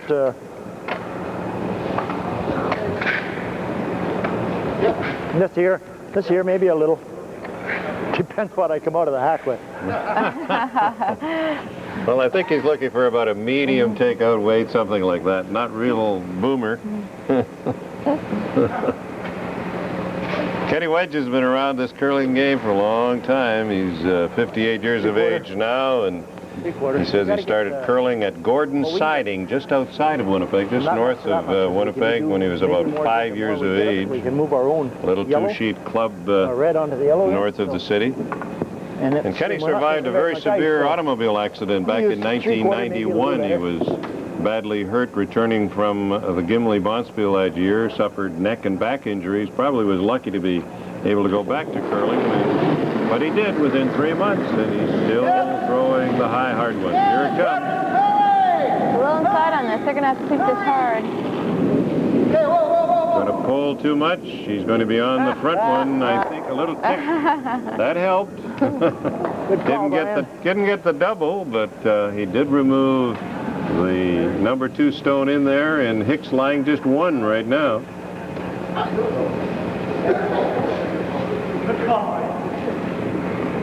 And that was a good call by his third, Brian Williamson, to get the little tick on the front yellow. So let's see what Hicks is going to fashion out of this now, with 3 rocks to come on end number 6, and Hicks has 2 of them. Try to freeze in there on the red stone, or play a double takeout, perhaps. I think that double is tricky, though, because it might jam on that yellow and then come back. It's hard to tell from our angle here, but... Well, from our angle here, it looks like there's room to punch it through between the 2 yellow stones. You got to hit. Yeah, I think if you hit half a rock, though, it might jam on that yellow, and it might come back into the one on the button. Got to be careful. That would be the worst thing he could do. What happens if I do this? Well, we picked up a couple of the the front enders, checking it out on the monitor at the far end. Scared them away. Roy and John suddenly found themselves on camera. Well, there's John Lange right now, and it always helps to have those TV cameras out there. The front end players can see what they're setting up. Meanwhile, still trying to make a decision here on... I think the 2 shots for Ken Wedge are to hit either of his reds and try to get that yellow, so Dave Hicks has got to try to protect them. If I corner that, though, how do I get 2? Tap. I think he's got to try and move that red stone out of there, or that one right there. I think he's got to get it out. Ken Wedge could always play it skinny off that other red rock, though, and try to get the yellow. If he does, jam it slightly, it's still going to spin out of there. I think, he may lose his shot stone, but at the same time, he'll improve the situation. Remember, he's got to count 2 on this end. There's still 3 rocks to come. I don't mind if we... What happens if we nose this?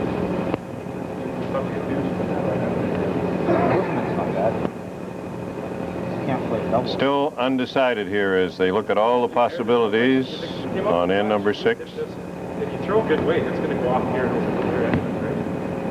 Oh, there it goes. I like this. I like this right now. Well, the decision is made by the skip, I think. Let's go into. Looks like he's going to play on the open stone and tap it back and set up another yellow one near the edge of the 4-foot. Got to be careful not to roll the center line, though. He doesn't want to set up a double. Mm-hmm. Yeah, I like nose. Nose hit would be ideal here. Yeah, but he's got to plug both the draw and the tap in. Okay.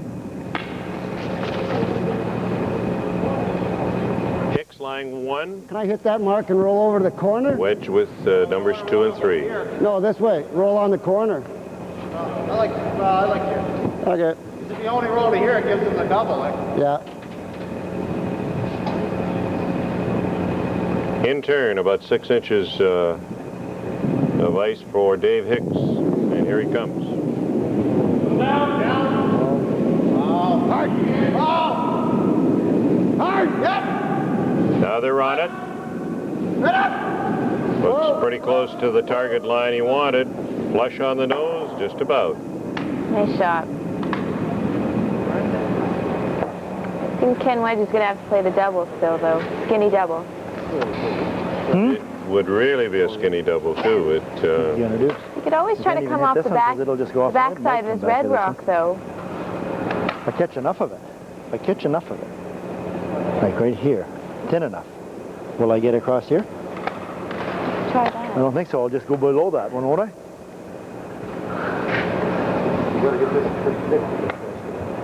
Yeah. Well, also they gotta. I can't do that either. Hit this thin here.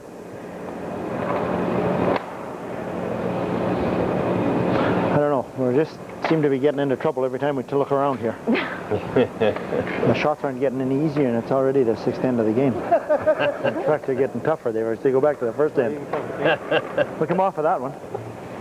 Like, hey? Well, you came off this one. Yeah. Come off of this one. Yeah, I think that's his here? best shot. Yeah. If it's real thin, you can come here, but Even if you get half a rock, you're going to go off the back end of that red, don't you think, Bob? Yes, that's right. I mean, I think he's got to try maybe for the skinny double. That would be ideal, but that would have to be real thin. it's not pretty. It's If he not gets pretty. half to a Right here. quarter, I think he's still okay. He would roll over onto his Right there, and I'll own, see if I can hit the broom this time. and then I didn't hit the broom last time. I missed it by a country mile. Yeah, even if I yeah. he may leave can do that if I a can draw get to it the thin. 4-foot for If I Hicks can get to it get thin. his 2. Don't let us sit here. Yeah, I know. If we don't sit here, we're just start all over again. We got another end. Well, we don't have the hammer either. I know.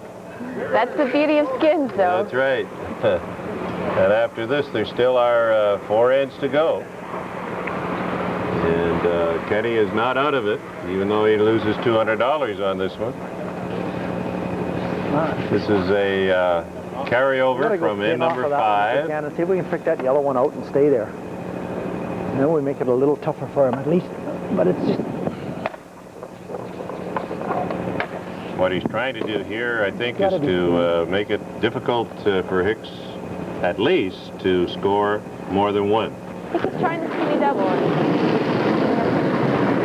All right, on the way. In turn takeout. Definitely going to be skinny if he gets any of it. Boy, they're working hard. Is he going to get anything of it? He's right on by, and he goes right through the slot. So that was not exactly what he wanted. A little bit of the Yellowstone would have done it. But Hicks still has to promote his own stone, get it up into the 4-foot to count 2. He's lying 1. He's assured of a carryover. I just seen draw and throw the towel. Throw no turn right But here. to win the $200 skin, he has to get a second stone in there, either a full draw himself or a little tap on the yellow stone.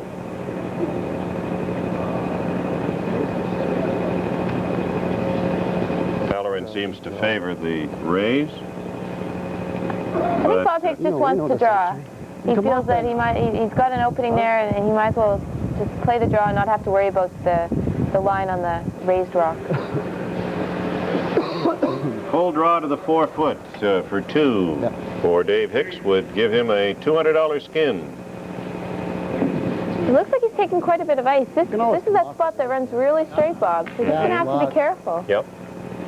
Runs away, they don't throw very much. Yeah, I know. That's where you come off the reds, though, eh? That's what he's thinking. He can touch the reds and come on in. But he could always come off his yellow, A little too. less. That's good. Yeah, I would think I wouldn't want to get too far out there on the out turn. So Dave Hicks with a chance for a $200 skin, and his out turn draw is on the way. He was definitely inside on this boy, one. look at this thing pull. It's a way over. Yeah, I think it picked something right out of his hand. I think it did.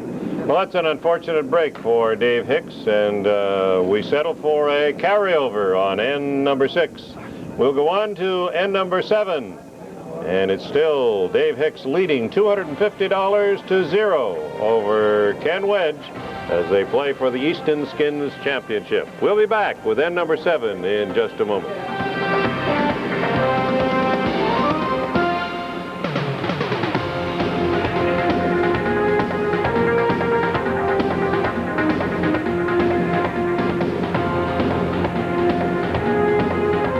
I'd like to go to the Olympics.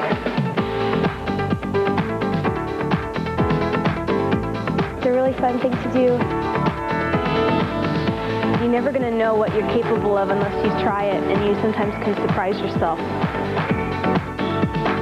Discover the possibilities. Skating Unlimited. Contact the Manitoba section of the Canadian Figure Skating Association and skate for life. It's a great sport. Well, Jennifer, there were many possibilities on end number 6, the way that unfolded. Looked like Hicks had a good chance to get us 2, and then it just didn't happen. No, I think Ken Wedge caught a break there. Dave Hicks did have the draw for 2, and his rock picked up a hair, so I think Ken Wedge's team has got to capitalize on it and try to win this skin. This one will be worth $350, a carryover from ends 5, 6, and into 7. 7 itself is worth $150, and the $200 carried over from 5 and 6 means that Ken Wedge has a chance to pull into the lead if he can win this end, and he will have the hammer.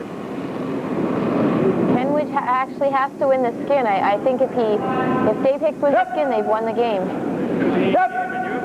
Well, I'll bow to the lawyer's mathematical proficiency. All right.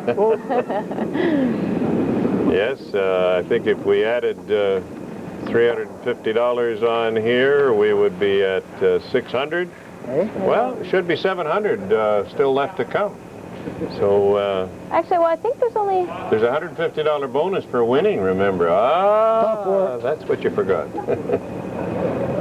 All right, anyway, I'm sure regardless, Hicks and Wedge are gunning for the skin here because it's the biggest one of the night so far. That's good. Yep. Roy Arndt Jr. with an in-turn draw attempt, trying to go around those 2 center guards. Whoa, guys. Okay, Good-looking line for Roy as he comes up into the rings. Not going to bury, but he's nicely into the 8 foot. Oh, boy, all right.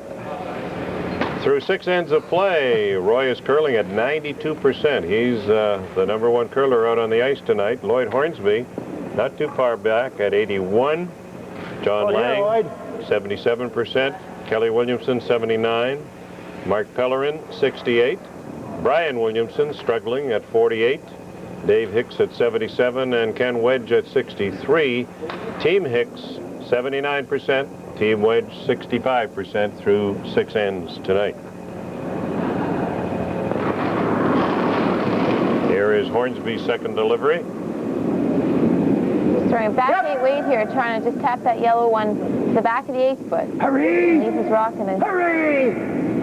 It's good position to be promoted later. Work to get it by, and they do, because that's where it straightens out a bit, remember? And he's going to tap it back nicely.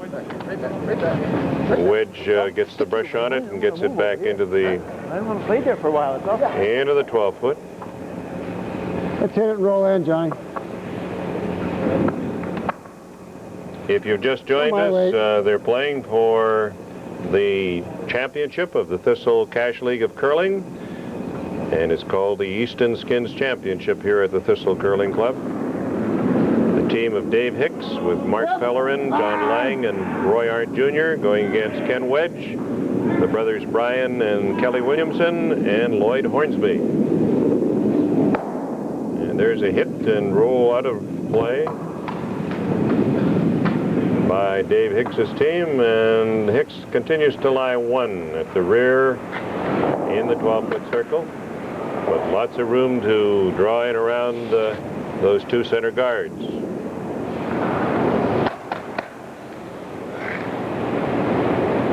If there is a carryover on the 10th end tonight, and Hicks and Wedge will each throw 1 stone, with sweeping allowed, and the winner tight. will be the one drawing closest to the button. Out the room. Oh, right off if you can. They're better to leave this one short to be promoted later than bring it in there. Lots of room, lots of room. Leave Dave Hicks to hit and roll. That intern just doesn't finish in there, Jennifer. No, it just gets to that middle of the 4-foot and it just stays right there. Yeah. It's jumping. Nice weight. Not bad, Johnny. Nice weight by Kelly, but... Dave Hicks, John Lange will have to throw quiet weight here, though. He's got to make sure he doesn't jam on that back yellow, so has to be pretty close to the guard. John looking at 6 to 8 inches of ice there, and here he is in the hack, as you see.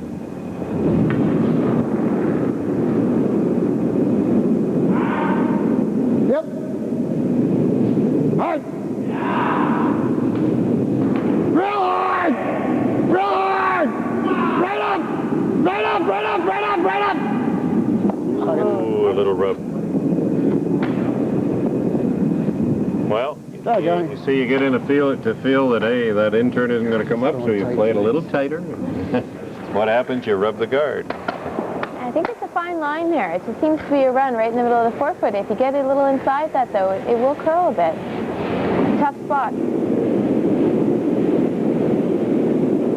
Kelly Williamson with the intern will try to come down and move that redstone back. Where is it? Where is it? He could tap it quite a ways back and still be in nice position. Whoa, whoa, whoa. Yep, come on, hit it. Come on. I'm making it easy. All right, now boy. Bumps it into the 4-foot. Somewhat lost in the shuffle last weekend with the World Curling Tour Championship in the spotlight was the Canadian Masters Championship, which was held in Tisdale, Saskatchewan. And Jennifer and I would like to tip the bonnet to Norm Houck and his Manitoba team. They came away with runner-up honors, losing to Saskatchewan in the final. And Norm Houck has been in so many of those confrontational situations this season. Oh, it just amazes me. He's just always there. He plays. He's been playing for a long time, and he's always close to the final. Right. Pellerin removes the 1 red stone belonging to Wedge and sits there, improving the situation for Team Hicks.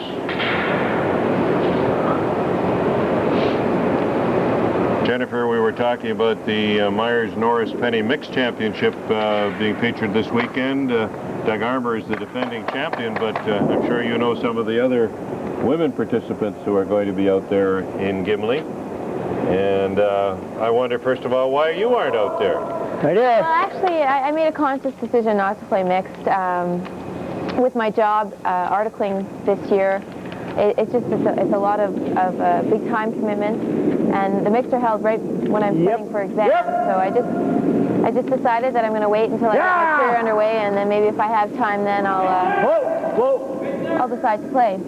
But yeah, we have there's a lot of women from the city that are in.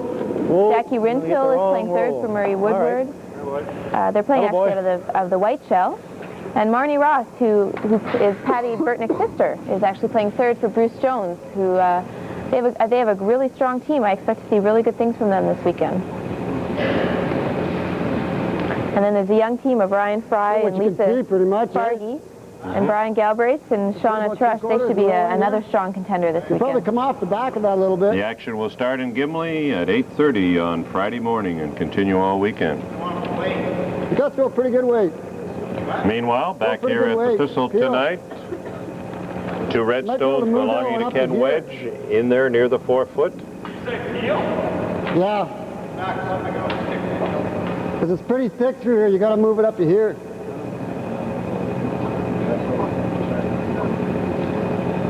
Okay, let's see whether this takeout materializes from Pellerin and the intern with lots of weight. Going to have to curl a long way. Going to get a nose hit. He's had a little bit too much ice there. With that kind of weight, I don't think it's going to go anywhere. Ken Wedge has the hammer on end number 7 and needs to score 2. And at this point, it would look like the Yellowstone in the middle of that cluster is shot. So Wedge has to move it.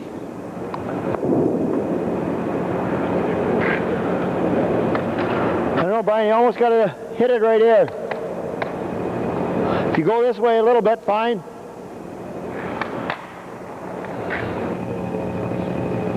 I don't think you need much more than... Medium weight, the signal from... No. Maybe a little bit lower than that, about hack weight. Brian Williamson in the hack for Team Wedge. He's got to try to roll this somewhere, I think. I don't think he wants to leave it right there. Yep.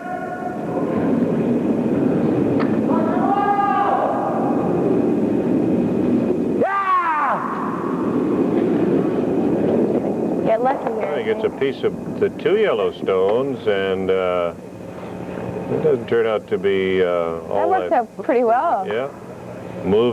Killed one and moved the other one back into the 12-foot. So Wedge lies 1. And Dave Hicks is going to try to bury one here, and as we've been saying all along, this intern is very tricky to get it to move around the center line. It seemed to get the draws going a little bit earlier, like up high, coming over the hog. You see it come a little bit. If you come in here, you'll be all right. Dave Hicks is saying that if you take a little bit more ice, he feels that it'll catch a big swoop and curl in. So we'll see if this will curl for him. could be a little ridge that runs down that line there, which they're having trouble with. Certainly seems to be there at the end, just in front of the rings and into the top of the house. You figure for weight 23? Taking quite a bit more ice here, so I'm interested to see if this will move for him. I haven't seen anybody slide too heavy tonight. Dave Hicks in the hack at the near end of the Thistle Club, throwing away from the glass.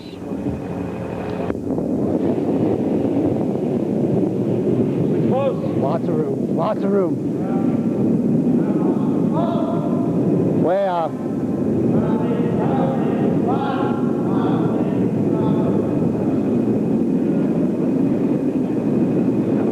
Way back. Still hanging there. He'd be finishing a bit more, but... Come on, guys. Jeez. Just as it died, it did a little bit of pulling, but not very much. I know.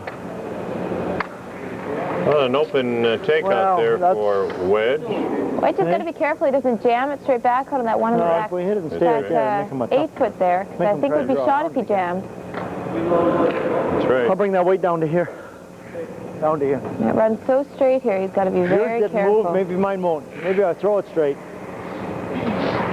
He's been starting his interns tonight, so... maybe he can get it to curl in this spot. $350 on the line in end number 7.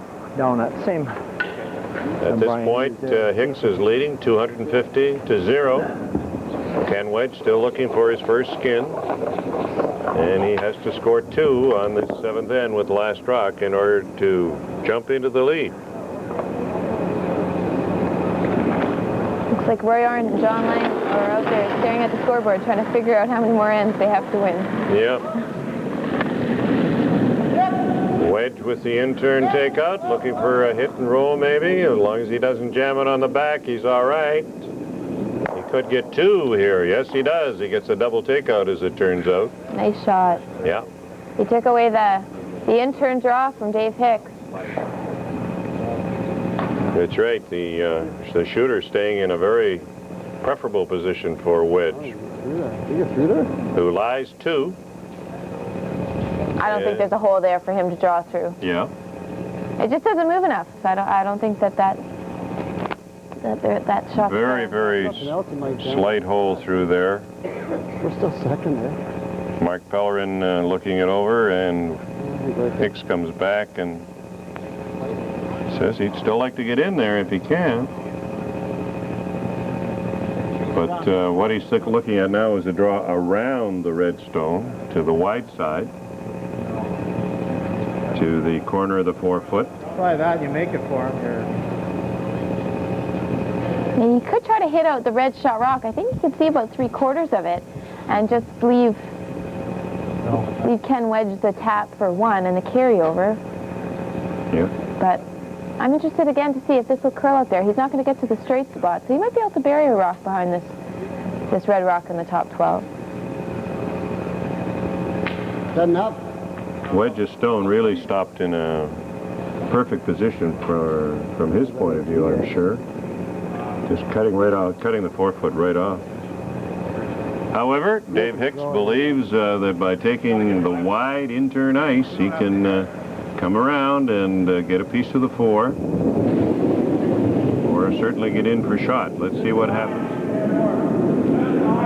The weight looks really, really good, so they've got to concentrate on line. Lange and Arndt get off it now. He's got lots of room as he comes to the house. He's really hanging out really there. Sliding, too. It didn't look that heavy when he let it go. Oh, yeah, a little bit heavy, sliding right through the back. So there it is. Kenny Wedge has... So that kind of weight, it's not liable to move, but he went from here to here, so you just start here, and maybe is we get he lying 2 right now? I don't know. Maybe no, I don't think so. No, there's the back stone is... No, piece of the 8-foot, I think. If you got that 6 feet less weight than he had, we should be on a piece of the 8-foot. He needs a piece of the 8 is right. There's a yellow stone on the left. There it is, behind Williamson. That's the number 2 stone that he has to beat out. And get a 2 here would give him $350 and vault him into the lead. So the first big shot of the match, Jennifer, right now. Be a real turning point. It's going to be, I think, great for Ken Wedge's team to get on the board. Big shot for them. Piece of the 8-foot, we're taking about 2 inches less draw, ice though. I don't think he's playing the tap. I don't know. It should stay out there, but... Well, he certainly has a good pattern just provided by Dave Hicks, who went down that same line. All right, Ken Wedge in the hack. And here comes his draw.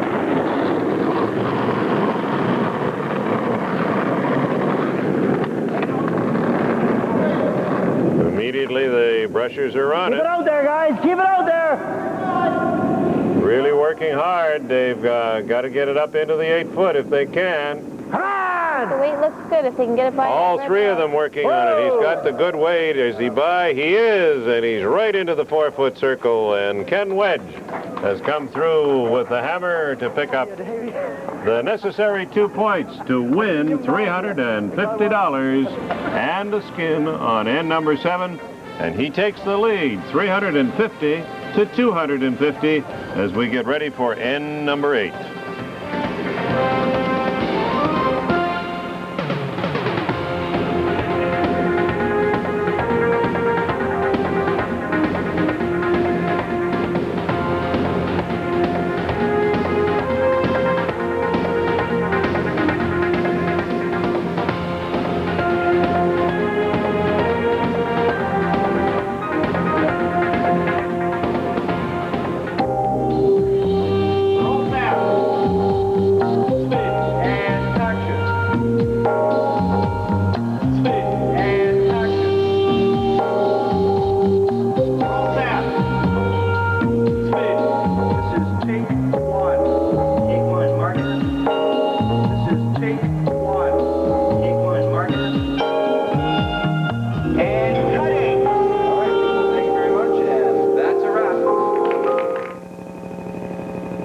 Llyod Hornsby's first delivery on end number 8. And Ken Wedge calling for him to draw into the free guard zone. And looks like he's got a good starting guard going here, a center guard on end number 8. As the Wedge team now feeling a little more buoyant, I'm sure, after hitting the scoreboard as you suggested, Jennifer. Yeah, it sure is nice to get that first skin under the belt, and now they're right in the game. The Manitoba Curling Association Council made 2 very pertinent decisions last week. Starting next season, the men's champion of the Manitoba Curling Tour will be awarded a berth in the following year's Provincial Safeway Select. In addition, the city's own playdowns in the Safeway Select will be moved from December back into January to avoid any conflict with the Cashfield season. And we say bravo to the MCA on both counts. Jennifer, I wonder if the competitive women curlers ever thought that they might reach a point where a champion would win a berth or earn a berth in the provincials. I think it's been talked about, and I'd like to see it. I think it's great to promote the provincials for the organizing committee, and I think it was more important in the men's teams just because there's so many teams in the provincials and so many men's teams playing for those spots. But I'd like to see it in the women's. I think it's a nice way for the organizing committee to promote the provincials. Some progressive changes being made in curling in Manitoba. And through 7 ends, we have the percentages, and once again, the key man on the ice, Roy Arndt, curling at 91% at the lead position for Team Hicks. Llyod Hornsby is at 82, not too shabby either. John Lange is 70%, Kelly Williamson 80, Mark Pellerin at 68. Tap it back, Roy. Brian Williamson improving now, he's up to 55%. Dave Hicks at 71. And Ken Wedge, with that big last rock draw, is up to 60%. And the team situation, Hicks at 75 and Team Wedge at 69% as they play on end number 8. And here is Roy Arndt with his takeout attempt on the out turn, trying to remove the wedge stone that's got a bite on the 8-foot circle. And he's got a hit and a roll to the inside. Very nice shot by Roy Arndt. And number 8, the hammer belongs to Hicks, of course, and now trailing by $100 in this match. 3 ends to go. And not only is the money on the line here tonight, the Easton Skins Championship, first championship of the season, or of the Cash League that was started this season here on Tuesday nights at the Thistle Curling Club. Just watch the weight, guys. It's got to be frozen. Lots of room, lots of room. Whoa, whoa. Looks like he's got lots of weight here. Yeah, come on, by. Come on. Come on. Wedge now trying to get it by, and he does. Wow. Plan B works out nicely into the 4-foot.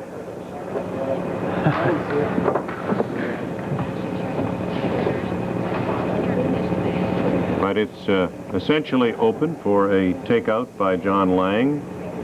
Back line, Johnny. John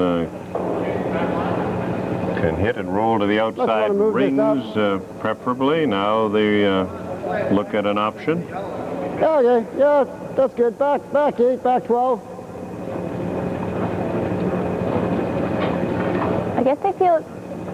Are they just playing back 8 weight at this Red Rock? I guess so, eh? Looks like they're going to play the takeout, unless he's just holding the broom back there. There might just be a little tap on his own. Whoa, whoa, whoa. Whoa, off. He's playing the takeout. Yeah, with just quiet weight. I think they're just worried about how straight it's running here, so they wanted to play quiet weight. It looks like a good shot. And a roll to the outside. But I'm not sure if he got it out of the house. No, he didn't. No, Red is still shot rock at the back of the 12-foot here. Just see it at the bottom of your screen. Just needed another foot or two to get it out of there. But that stone is essentially buried at the back. Try it right there. See what happens. We'll see if it becomes a factor as this end plays out. Wedge said, let's try the out-turn draw again. And here is Kelly Williamson throwing it. It's out there this time. Bring it down as far as it'll go. Hornsby and Brian Williamson work hard. And now Wedge is out there to lend a hand. Even if this rock is corner frozen, it's not that bad. Stop short of the ring. All right. All right. Oh, boy. Well, the in-turn side has not seen too much action over here. I think it'll curl here for them. Toughen that up.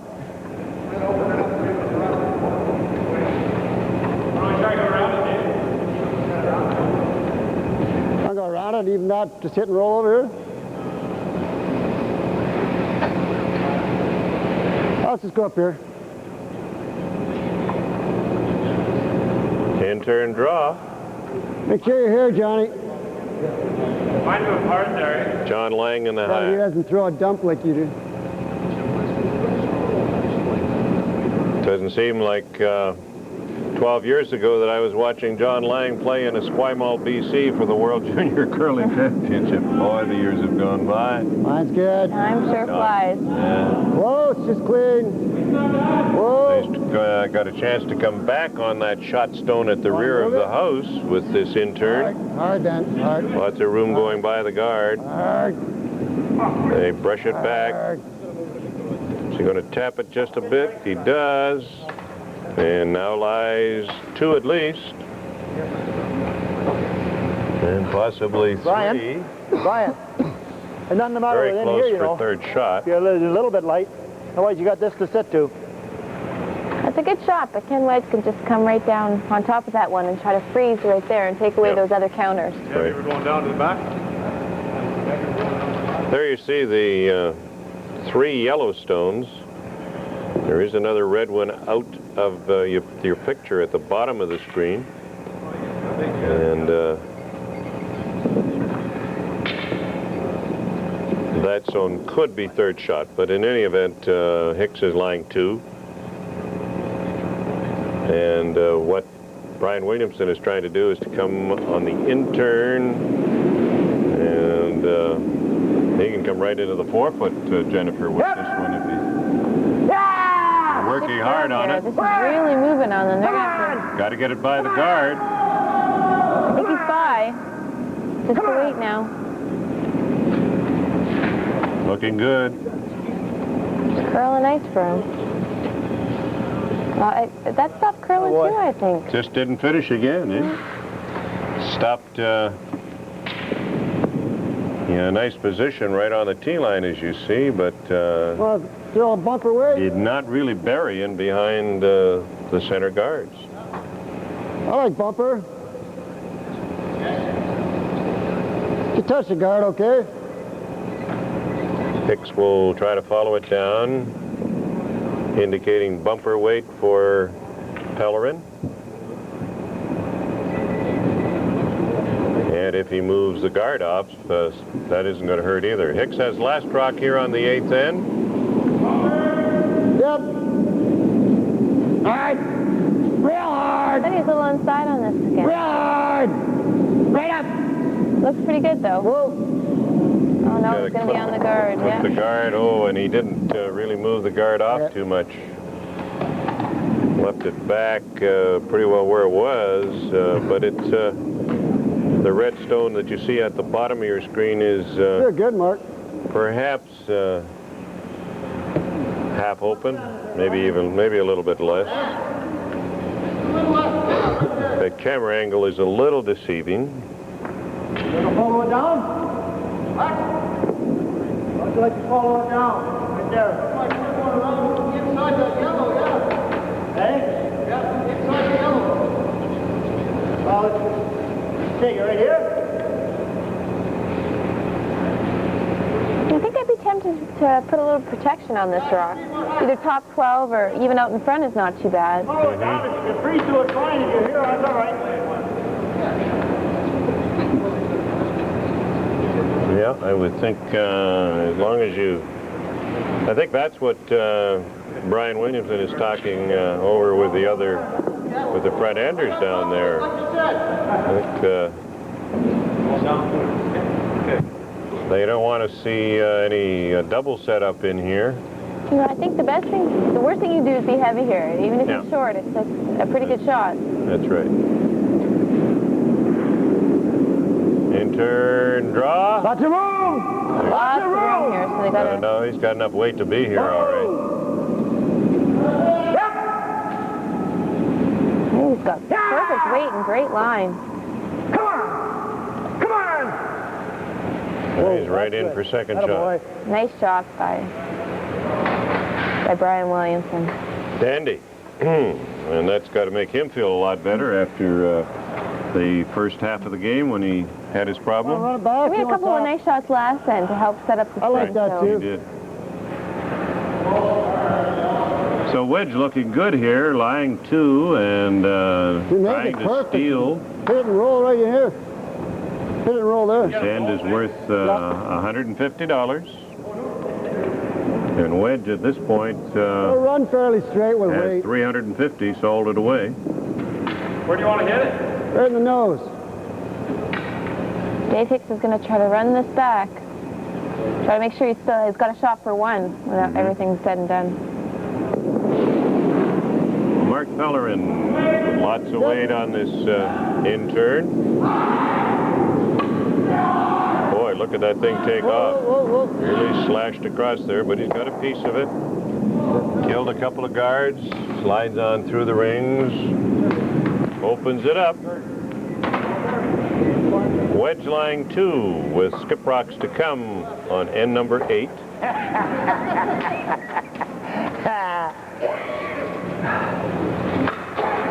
And as you see on the screen, the 2 red ones He's still got, and then he's got to raise that one. could be removed with a double takeout. So the key is to get a cover on here. I think he puts a good guard on here. I think Dave Hicks will peel it and make Ken Wedge make another good one.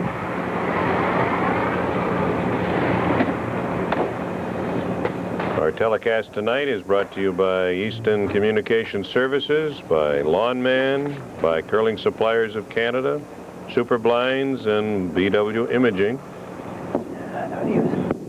And we'd like to thank Barry Swain and Jim Sproul of Thistle for helping us with our arrangements for our Shaw production tonight. Ken Wedge in the hack at the far end of the Thistle Curling Club, leading in this championship match, played under a skins format.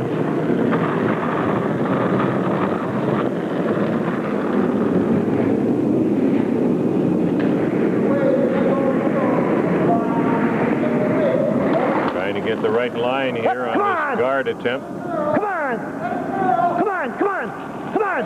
Come on! Needed to finish a little bit. Really got to curl. Keep it moving. Working it over. Pretty good cover.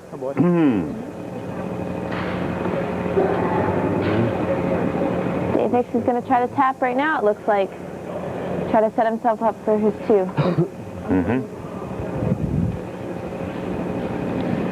Well, the question is on the out turn going around that guard, would he be able to accomplish anything by removing the front stone, the number 2 red, and rolling over? What's this out turn do? See, that's what I was thinking might work in his favor and would open up the back stone. I think if he did that, it's there, you know, Mark. Ken Wedge would probably just put another guard on that rock.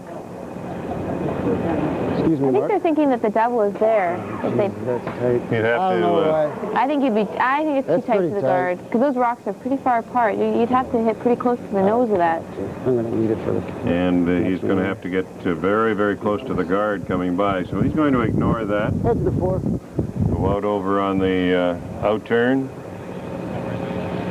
and try to come through between the yellow stone and the red and sit on the shot stone. Actually, I think he's playing the tap on the yellow. Think he's playing the tap? Yeah, if I'd be tempted to play the draw through those 2, but I think he's calling the tap.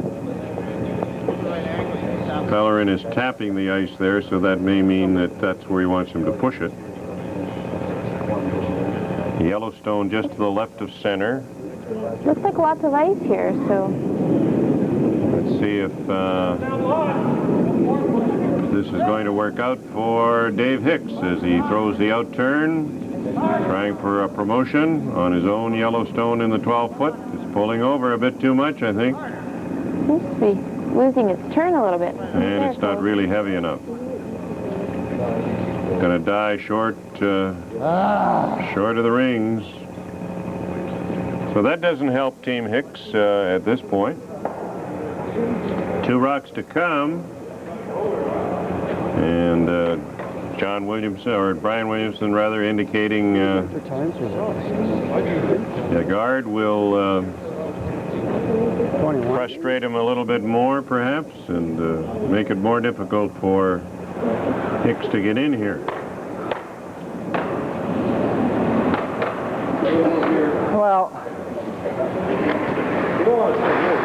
Well, yeah, I know, but... Okay. Up here? The call is the guard. No, get over here. Whoa. Brian holding the brush As long as it's here. midway in the 8-foot circle. Why not? You can't take it all. I can't cover the whole thing. I only got a 1-foot rock. Sometimes it would be nice to have a 2-foot rock. Wouldn't it? Wouldn't it? When I was younger, in earlier days, Jennifer, we had a chance to curl in various venues around the province, and some of the old rocks that you ran into were most unusual. Some of them were narrow and high, some of them were wide. When you wanted to put a guard on, you chose the wide one. You have to choose your rocks very carefully, decide which one to throw. Yeah.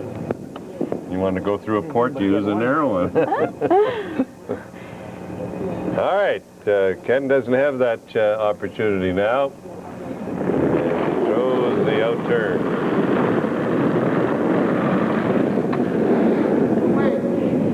Easy, guys, just easy.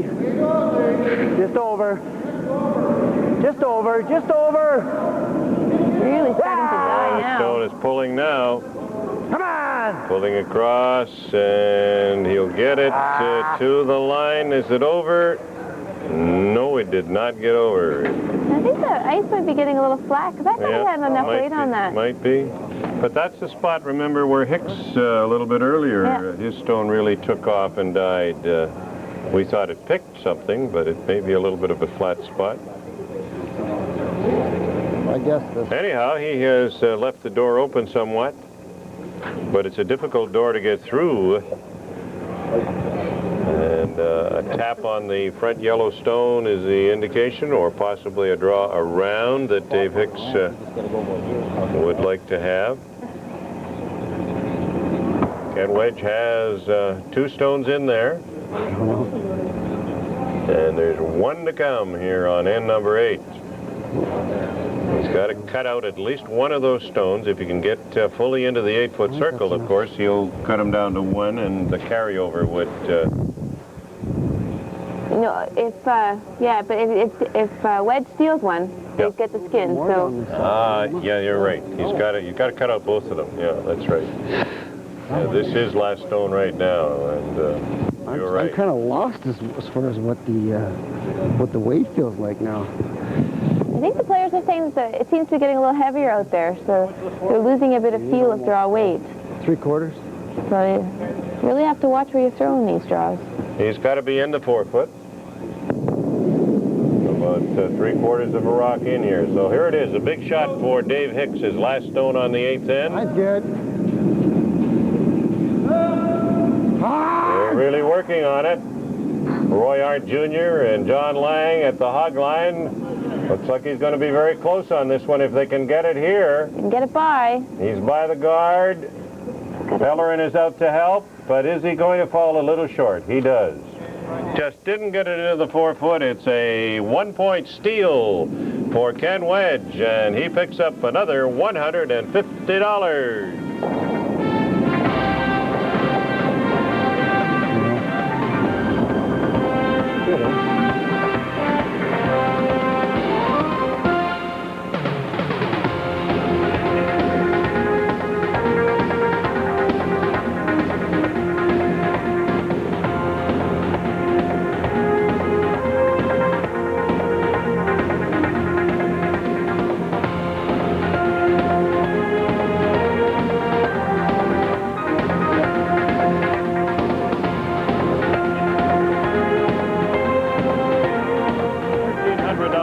Easton Skins Championship is brought to you by Easton Communication Services, located at Innovation Place on 255 Sherbrooke Street. By Lawn Man, the fertilization, weed control, and aeration specialist. By the curling suppliers of Canada, Asham, 8-ender, and Pace Setter.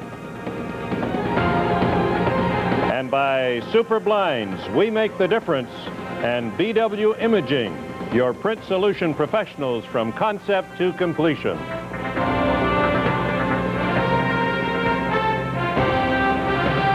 Ninth end upcoming, and one stone in play at the top of the rings. And now we have a situation, of course, where Ken Wedge has opened up some daylight in this match in terms of money won. Yeah, it makes it interesting with more money won at the end of the game. Ken Wedge really hung in there and got the skin and took the lead. The final two ends, on the other hand, will produce a total of $550. This end is worth $200. And the 10th is worth $200, and then a $150 bonus if you are the winner. So there is still room to come back. It looks like Team Hicks has got to win both of these skins. That's right, the last two ends. That's a good spot. Everything's fudging. It's real. Kenny Wedge picking up the money on the last one.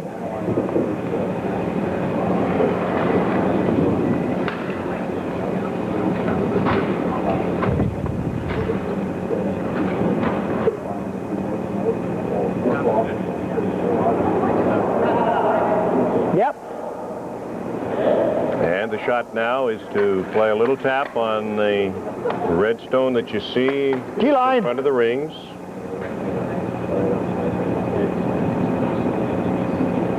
Ken Wedge with a $500 salted away here. That's way in here. And way in if here. he wins this end, that would do it. He'd be the winner. He'd be the winner. He'd get that $150 bonus. Where's the weight now? Where's the weight?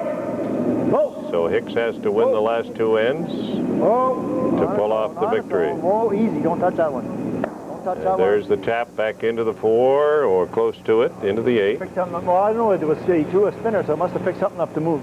Because it didn't move very far after he... If you're wondering about the lines that are across the screen, those are suspension bars here at the Thistle Curling Club, reinforcement bars that link up the outer side of the arena.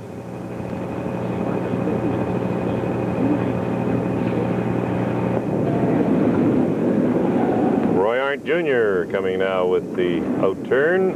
Close.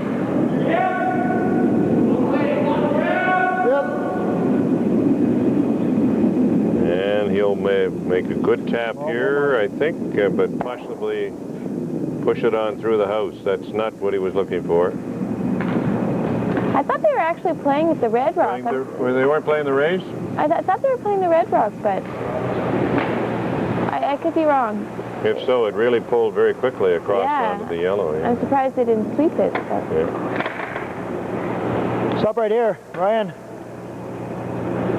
Right Momentum in this game has really changed. Ken Wedge's team is making some really good shots here, and Dave Hicks looks like they're going to be in a tough position to get there too. Kelly Williamson with his first delivery on the 9th end. Oh, that's all right. Oh, no, it's staying out. Come on right by it. Come on right by it. Come on right by it. Huh. Oh, we're not going right by it. We're not. Go by it, we're not starting in front. Oh, I know when it decides to die, you can't do nothing about it. Make a nice double in a roll here to set it up for Dave Hicks. Big shot by John Lange. Dave Hicks got off to a good start tonight, picking up the first skin on the first end, and then a 3-end carryover on the 4th to pick up $250, and was controlling the game at that point. And there is the double takeout, and a good one by John Lange, but he spins the red one on out the back door. They really would have liked to kept the shooter on there. Yep. So the house is open at the moment with 2 front guards, a corner guard belonging to Kenny Wedge, and a central guard, the yellow one, belonging to Dave Hicks. Still out there. Whoa. Right off. Right off. That's all right. Leave it alone. Leave it alone. This rock sure isn't curling very much. It's going to be wide open. Leave Dave Hicks with an open hit and roll.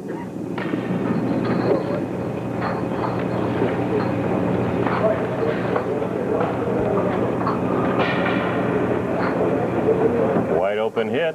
Good. Another shot here for John Lange.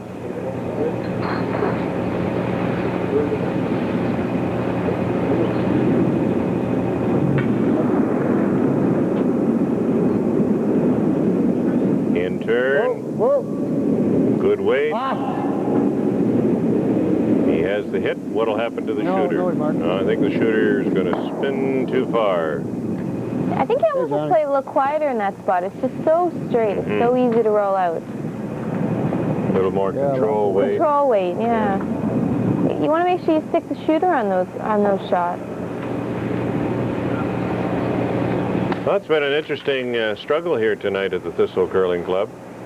First half of the game certainly belonged to Hicks, and the second half thus far clearly belonging to Wedge. And he picked up 2 skins on the backside on ends 7 and 8 to take control, $500 to $250. But still $400 to come and a $150 bonus. Just the weight, guys. Just play with the weight only. Whoa, whoa, it's staying out here. Whoa, it's not moving.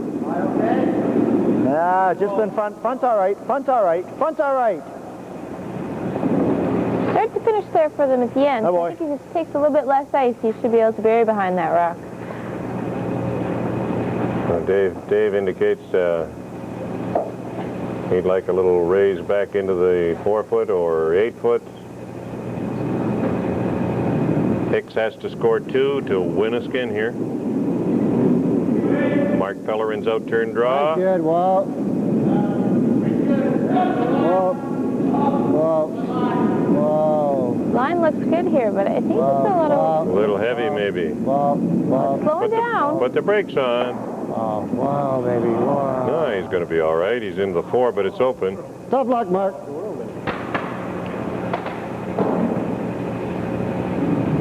Too bad. He had perfect weight. He just has to come up just a little bit. Yep.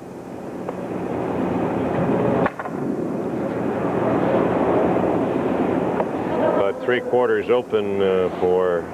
But it's in that straight spot, so it's tricky. It's a tricky little shot for Brian Williamson here.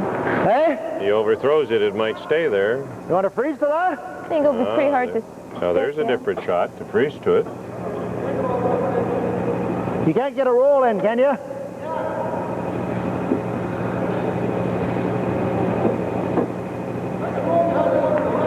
We're drawing. Come here. Conference time is... Changed my mind 3 times. I don't know where I am now. I was just thinking of top and back. Yeah, there they You go. wanna Brian just go, and heavy Kent, draw? 2 veterans of the game. Like, yeah, just front 12-foot draw. Just get in tight to that. Yeah, well, yeah. Just get into it and maybe get a little wiggle. All right. I can handle that. I don't think you can get an inside roll off this rock. Do you think you can, Bob? I don't think he can, but maybe if it, you know, the way that stone doesn't finish there, I don't think it pulls it enough at the end to get... Maybe with the ice getting a little flat, maybe the rocks will curl a little bit more at the end, but we'll see. I think he's just throwing back 8 weight here, trying to move it back a bit, setting up something for his next shot. Not taking much ice.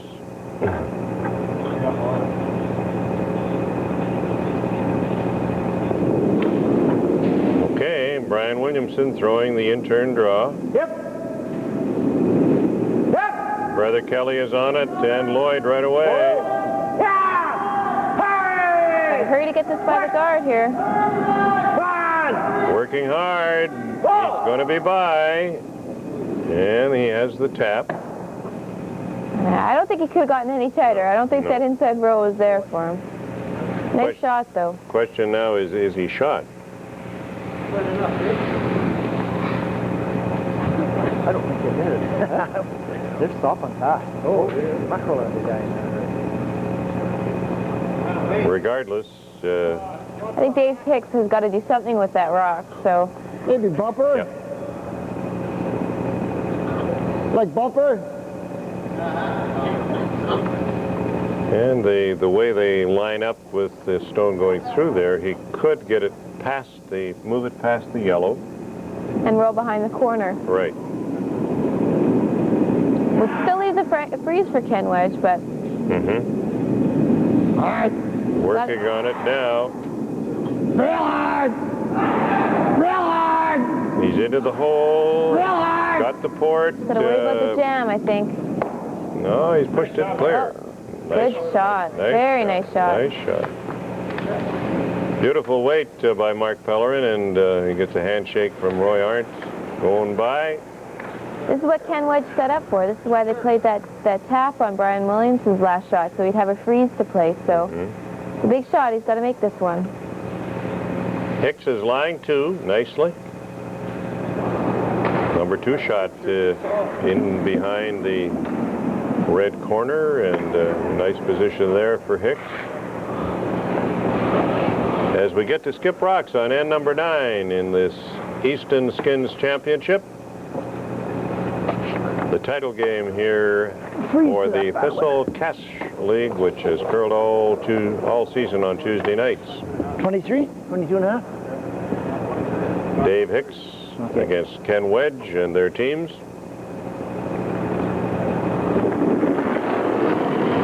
And Ken Wedge with the lead now delivers on end number 9.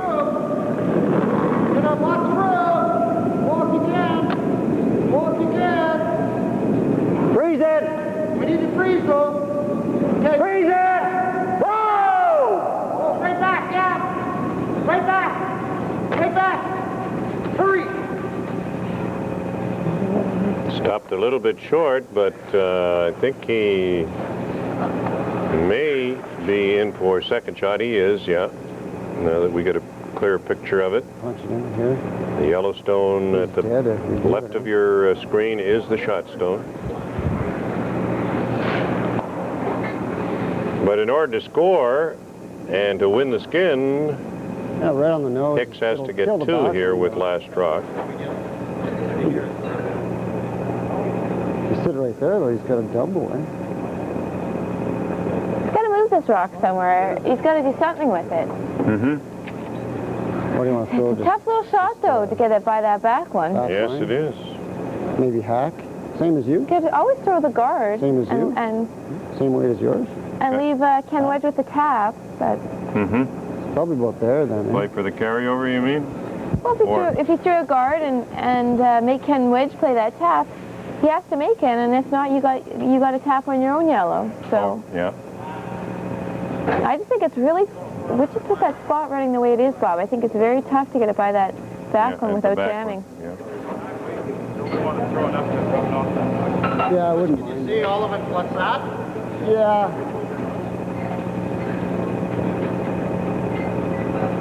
You know what, Mark? My normal is not a bad shot here. What's that? My normal weight. We got to throw enough to rub it off that back one.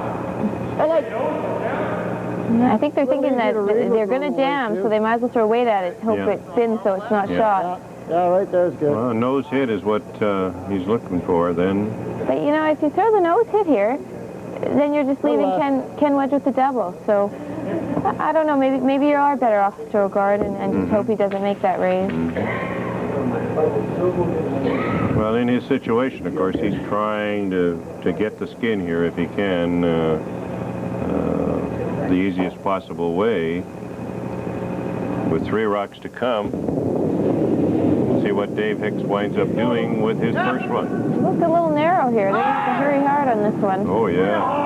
Got to work to get it by the guard. No, he's on the guard. Not what he was looking for at all, so that opens things up. Now Wedge has a chance to play a little tap here. Dave Hicks is probably a little afraid to be wide there. It just doesn't curl very much, so he definitely threw it inside. Well, the way they've been running straight, you get that tendency in your, don't be wide, don't be wide. Right, yeah, and then you turn it inside. And sure enough. 2 rocks to come on the 9th end. Here at Thistle Curling Club tonight, they're playing for a total of $1,300. Laughing about something out there. I wondered what that was. A little in-joke there between Ken and the boys.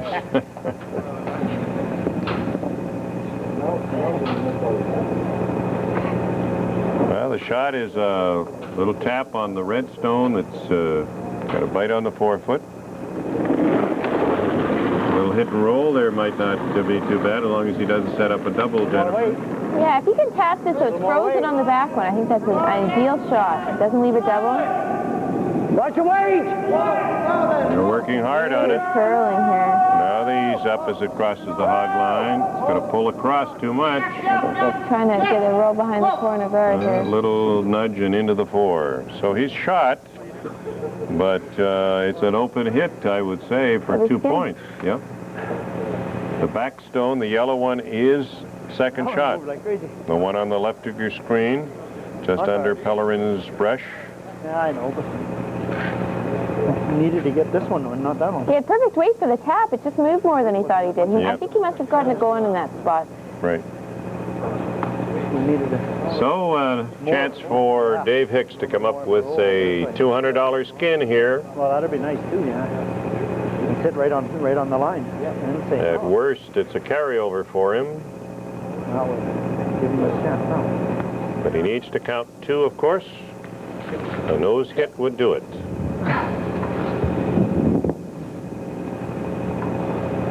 Pellerin holding the brush on the left side of center, giving him about a foot of in-turn ice for this takeout. He must be playing this pretty quiet, because that looks like quite a bit of ice. Bumper. Throw bumper weight. And they're on it right away. Starting to work across the center line. Is he going to get by the guard? He's got a right. Yes, he is. And he's right on the nose. Dave Hicks has come through with a fine hammer throw on end number 9. And he picks up $200. And this match is going to go down to a finish on end number 10 as Wedge leads it by 500 to 450. We'll be back with the 10th end in just a moment.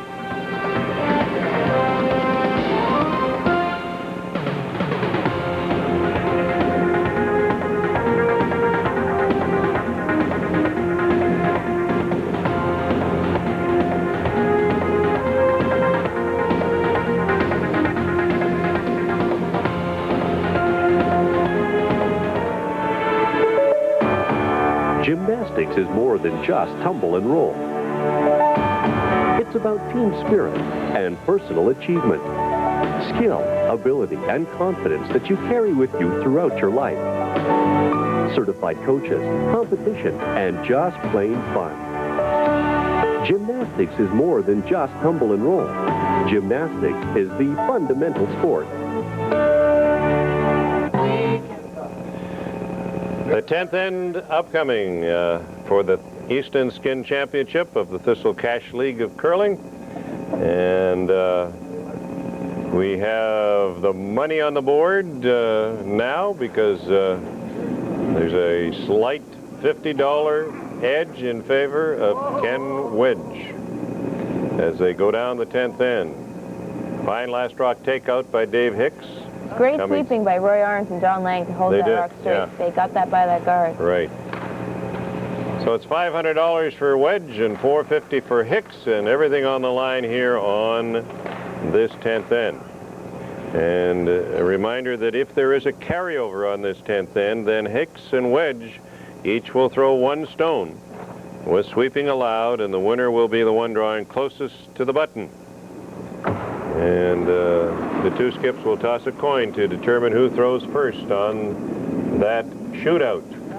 However, on this 10th end, Ken Wedge with last stone would like to score 2, and Hicks would like to steal, and that would resolve it. Well, there's a little break in the action. I told my sister that I'd wish my dad a happy 60th birthday. So it's in about a week and a half. So now anybody who's Larry listening... can't be that old. He didn't want me to tell everybody, but... Well, we join in. Happy birthday, Larry. After 8 ends of play, after 9 ends this is, lead Roy Arndt is at 85% for Team Hicks, and Llyod Hornsby for Team Wedge is at 82%. John Lange at second for Hicks is at 71. Kelly Williamson for Wedge is at 76. Mark Pellerin now and Brian Williamson are equal, both of them at 65%. And the two skips are pretty close. Dave Hicks at 61, Ken Wedge at 60. And the teams are dead even at 70% each through 9 ends of play. So it's been a close match, and certainly close in terms of percentages all the way down the line. But just a $50 difference at this point. And they're playing on this last end for a total of $350. But maybe more than that, bragging rights all summer long, eh? Yeah, it's the first ever skins game, and both these teams want to be the winner. Mm-hmm. 3 stones in front of the rings, and it's a draw game now as Llyod Hornsby, with his second delivery, looks to be a little bit on the heavy side. Trying to come into the top of the 4-foot circle. They don't have to lay a brush on it. No. It really slowed down there. Put some brakes on, and it's going to. It stops just behind the tee line. I think they want him throwing the draw to the button if it goes that far. Perfect weight. Well, he seemed to know what weight was needed here, you know, that put that little bit extra in. It's definitely getting flat in the middle there. It really slowed down. Step back a bit, Johnny. Guys have to be careful that they throw enough weight on these draws. Johnny Lange now with his in-turn, trying to follow that stone of Hornsby's down. Real hard. Arndt and Pellerin work hard. You got to go hard on this draw. He's by the guard. Well, how's the weight? Well, yeah, hard. Hard, he's not here yet. Hard. Hard away. Hard, hard, hard. Hard, hard, hard. Oh, it's beauty. Very nice shot. Beauty. Piece of the button. And shot for John Lange.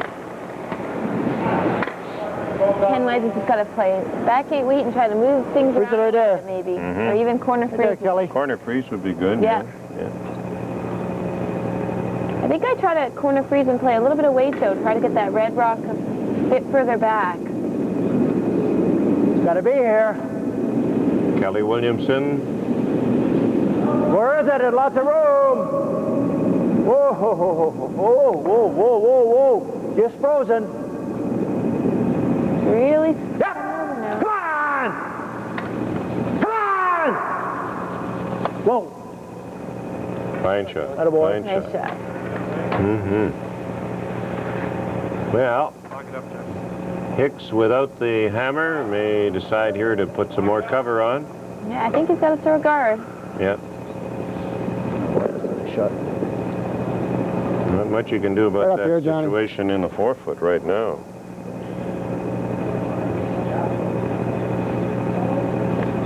And the call is for Lange to draw out in front, close to the rings perhaps.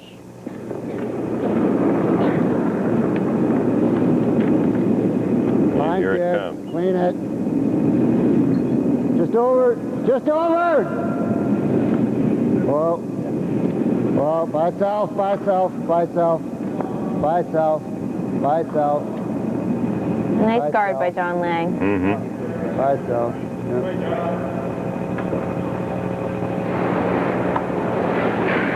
Well, Wedge may have to make a play on that I guard. think we'll just try to peel him off of there. Yeah.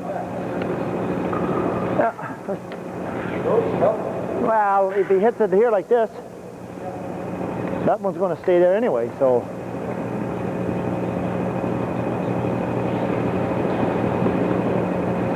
Then we'll go this way. Second stone coming from Kelly Williamson. Go here. Kelly's married with 5 children, 40 years of age, works as a field service technician for MTS. Started curling at Thistle 31 years ago, and here he comes with his second delivery and number 10 has the peel. You want to even leave that rock there. Do something to come off of. Mm-hmm. It hung around. Oh, it did hang around. Yeah, that's something you got to keep thinking about with skins, you know. That, You always want to leave those rocks there. They can always help you. If you have to throw, if you have nothing else, you can always come off the those. last resort stones, yeah. So we may be into a situation here where Pellerin and his skip, Dave Hicks, will just try to keep protecting. They have the shot stone biting the forefoot. Just clean it. Or biting the button, rather. And in a situation where a steal would give them the championship. Pellerin's in turn draw. They brush it up as it comes over the hog line. Working to close off any possible entry, and he has done that. Go, Mark. Fine guard by Pellerin. Well, Ken, what do you think? They're just going to keep on putting those guards up. I think he might even have to try to run one of these guards or do something. That should work out all right, too. He can't just keep on peeling it. He won't. Well, they got to do it twice more, at least. 3 times. He's just got such a big margin of error there with that guard. Throw it here, don't get wild. I think they're trying to run it through this Do time. you think there's a hole there? I don't know. I don't think so. No. I think he's just... Is he trying the hole? Oh. Well, you never know. Stranger things have happened. So here's Brian Williamson. Oh, this is not going to Well, he may be on the wrong side guard. Way out on the out turn. He's going to peel his own red stone. All right. Unfortunately. That doesn't help. No. The yellow one was the one that had to get off there, and now that the red one is gone, does that change the... I don't think there's anything really with those 2 stones, the 2 yellows, is there, that they could be raised back? Yeah, maybe. Right back, yeah. I think he wants to put that rock back there. Yeah, in the same place, place. I think the left yellow stone could be used and raised on in and change the picture in the forefoot, but again, it's a long odds hit, but... I think he wants to try to protect that hole now. There might be a hole there now without that rock there.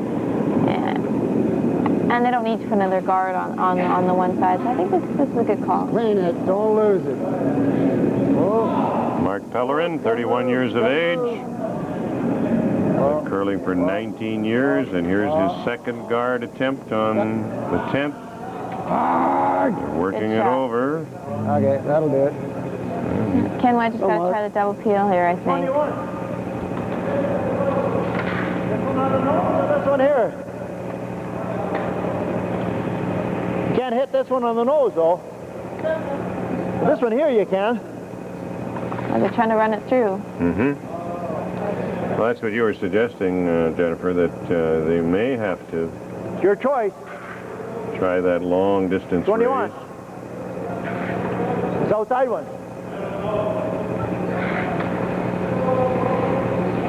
I would think play on that stone, and if you don't get it off, you can... peel it.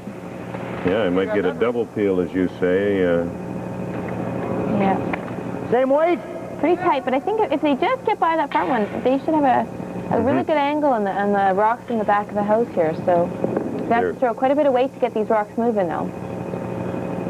You're right. There are the cluster in the rings in the forefoot, and he needs good weight to spill everything out of there if he can. Well, let's see what happens.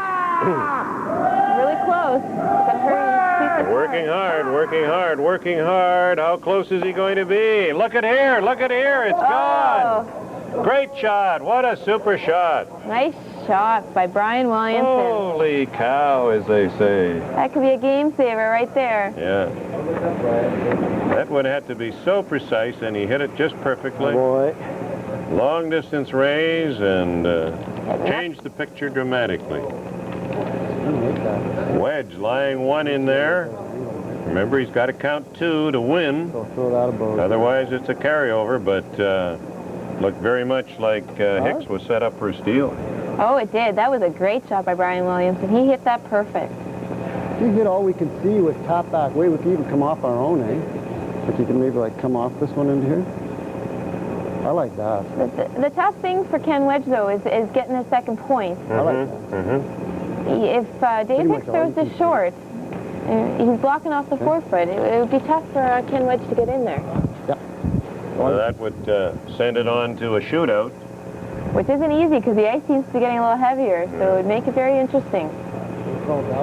They keep using the word fudgy now to indicate that the pebble has worn down. This brings the rock to such an abrupt halt. Yeah, I think he's trying to tap this, right? Mm-hmm. Try to come into the 4, I think. Goes to tap. On the other hand, the second option is to get a raise on his front stone. No, I think they're playing the raise all the way. Raise on the yellow stone if they can get it. Got lots of weight. Oh, the weight looks really good. Coming across now. Has he got enough angle on it? He's going to push it at the wrong angle. Not quite what they were looking for. A nice weight for the shot. It just didn't curl enough for them again. Yeah. Just had to move. You guys jumped it too hard. So, with 3 rocks to come. Huh? Had lots of weight. Seemed to feel he had enough weight to do the job. Yeah, I think they just took too much ice in that spot again. It just... We come just tight to that one to get right here. It looks like it's going to move, and it just doesn't. Well, actually, we got to be in here. Yeah, edge of 4. And we got to go right about there. The worst thing that Ken Wedge can do is bring this too deep or leave it wide open for a double. Yeah. Even if he's biting the 12 foot, that's not a bad shot. Yeah. Yeah, we got to be in there, yeah. I don't know, that last one I threw down here moved big time. This one didn't really move big time, did it?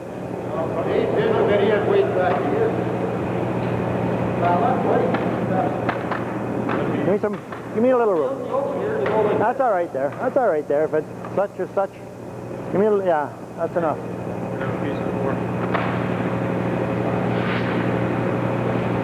Well, a decision made after the discussion.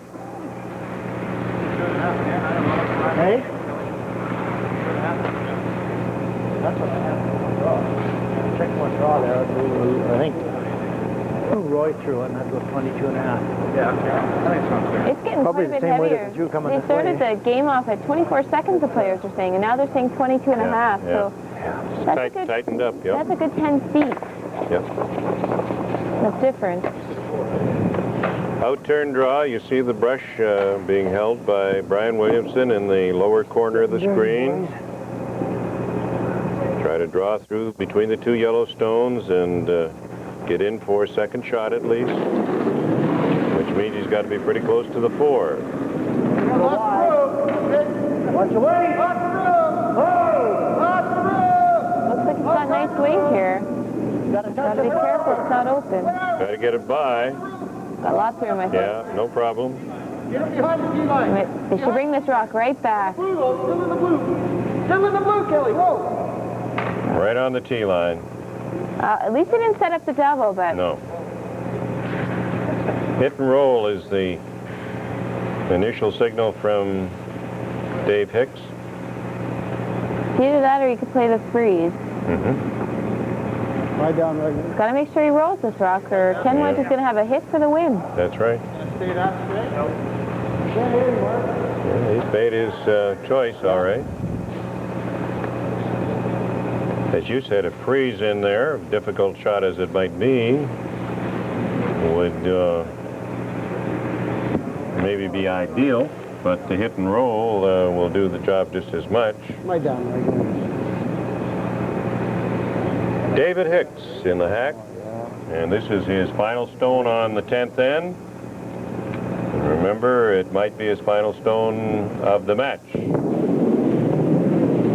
see what happens. Whoa. waiting on it. Waiting on it. Now, a little bit of yes and no, yes and no. They're still waiting. He's got the hit, and he's got the roll. Beautiful shot. Beautiful shot by Dave Hicks. A gorgeous shot rolling to the edge of the button. What a great shot. That was such a tough spot because it's so straight. Yeah. Threw nice control weight and got a little bit of movement. So there you are. It's Ken Wedge. All he can do now is draw the button and get a carryover. Because he has to score two, and it doesn't look like he can get any movement on that shot stone that's biting the button. The yellow stone in the forefoot. At least he'll have if he makes this shot, he'll have a good idea of what button weight is for that draw to the button. That's true. God, he did. Well, the shot of the match so far, and it could be the one that is the decision maker. Beautiful clutch hit and roll by Dave Hicks. And here's Ken Wedge throwing the final stone on end number 10. Maybe he can make it like E. Hemmings made it in the Briar. Right. Remember, Hemmings put it right on the pot. Let's see what Wedge can do. They got to go for weight here. Working on it. Got to work to get it by the guard. Working hard, working hard. Is he going to be by the guard? He is going to touch the guard. It slides off to the left-hand side. May have been just a shade underweight, and Dave Hicks is the winner of the Easton Skins Championship and the Thistle Curling Club Cash League Championship for this year, picking up a total of $350 on the final end with the bonus for winning. So he earns $850 to $450 for Team Hicks, and more than that, he is the winner here tonight. We'll be back with closing interviews and the presentation. Jill Officer will look after that in just a moment.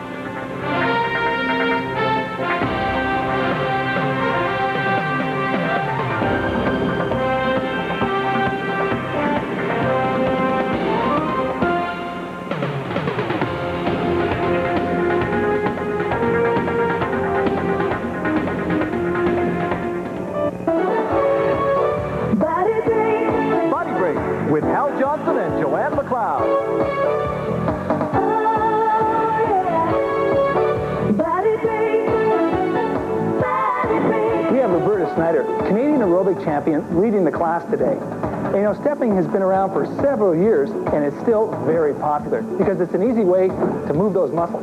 If you don't have time to join a class at the gym, or you feel a little intimidated to learn, stepping at home can be a safe and effective way to exercise. It's also an inexpensive piece of fitness equipment. All you have to do is pop in a video and step with the best. So to get you started, here are a few tips that will get your muscles moving and burning fat. This is the basic step. Step up and step down. Now the V step. Each foot is placed to the far side of the bench, then back to the starting position. Add a turn to the routine. And this move is over the top and across the top. And lastly, the L step. Step to the front, then off to the side. By mastering these moves, you can follow any routine at home. And when you're ready, add arm movements, such as bicep curls. Hey, don't worry if you miss a beat. Just stop and pick it up again. No one will know but you. Well, until next time, keep fit and have fun. Body break.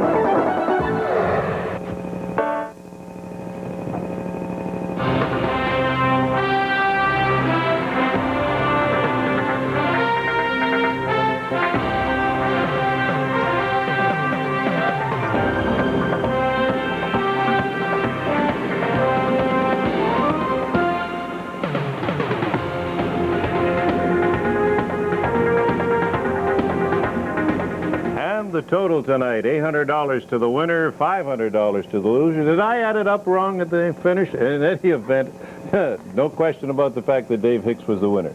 Yeah, it was a very interesting game. I thought Dave Hicks really controlled the first 6 ends, and Ken Wedge made a couple of really nice shots to keep his team in there, and in the end, Dave Hicks prevailed. Jennifer and I will be back in a moment to wrap up the show here tonight, but meanwhile, down at ice level, Jill Officer is standing by with interviews and the presentation. Jill? Bob, Ken Wedge is here with me now, and Don Pello is about to join us. He's the current president of the Thistle Curling Club. Don's going to come in now and present Ken with his check. I'd like to present you with this check. Thank you. $500. Good, thank you, thank you. I should have talked to you in the 7th then, too. You paid off after the 5th. Thank you, and congratulations. And Dave Hicks is coming in now. Congratulations, Dave. Thanks, And Bill. Don's going to present you with your plaque and your check as well. As the president of the Thistle Curling Club, I'd like to present you the plaque and a check for $800. Thank you very much, Don. Congratulations. Appreciate it. Thank you very much. Great. Well, congratulations again, Dave, and thank you very much for watching our telecast tonight. I'm going back up to Bob and Jen. Well, there you are. It's all over. The money is presented very quickly and to the point, and an excellent season here at the Thistle on Tuesday nights is all over, Jen. You bet, and it was a very entertaining way to finish it off with the Skins game. It was a lot of Roxton play and a lot of good shots by these teams. And really one super shot, as it turned out, by Dave Hicks on the 10th end. That hit and roll was just a great shot. It was a really tough spot. It was really straight, threw nice weight, and got the perfect roll. Do you think this is the kind of format that will catch on for events of this sort, Jennifer? I think so. I think it's just a lot of fun for the curlers. Curlers love playing with lots of Roxton play, and it makes it really exciting, and it's great to promote curling because it's great for the fans. Well, there were some outstanding shots along the way here tonight, and none better than that final shot by Dave Hicks to win it all. And just recapping, he won the first end. He picked up $50 on the first end. He won a 3-end carryover on the fourth end to jump in front 250-0. But then the second half of the game turned the other way, and Ken Wedge came back and won back-to-back Skins on 7 and 8. That's the great part about Skins, is you're never out of it until it's over.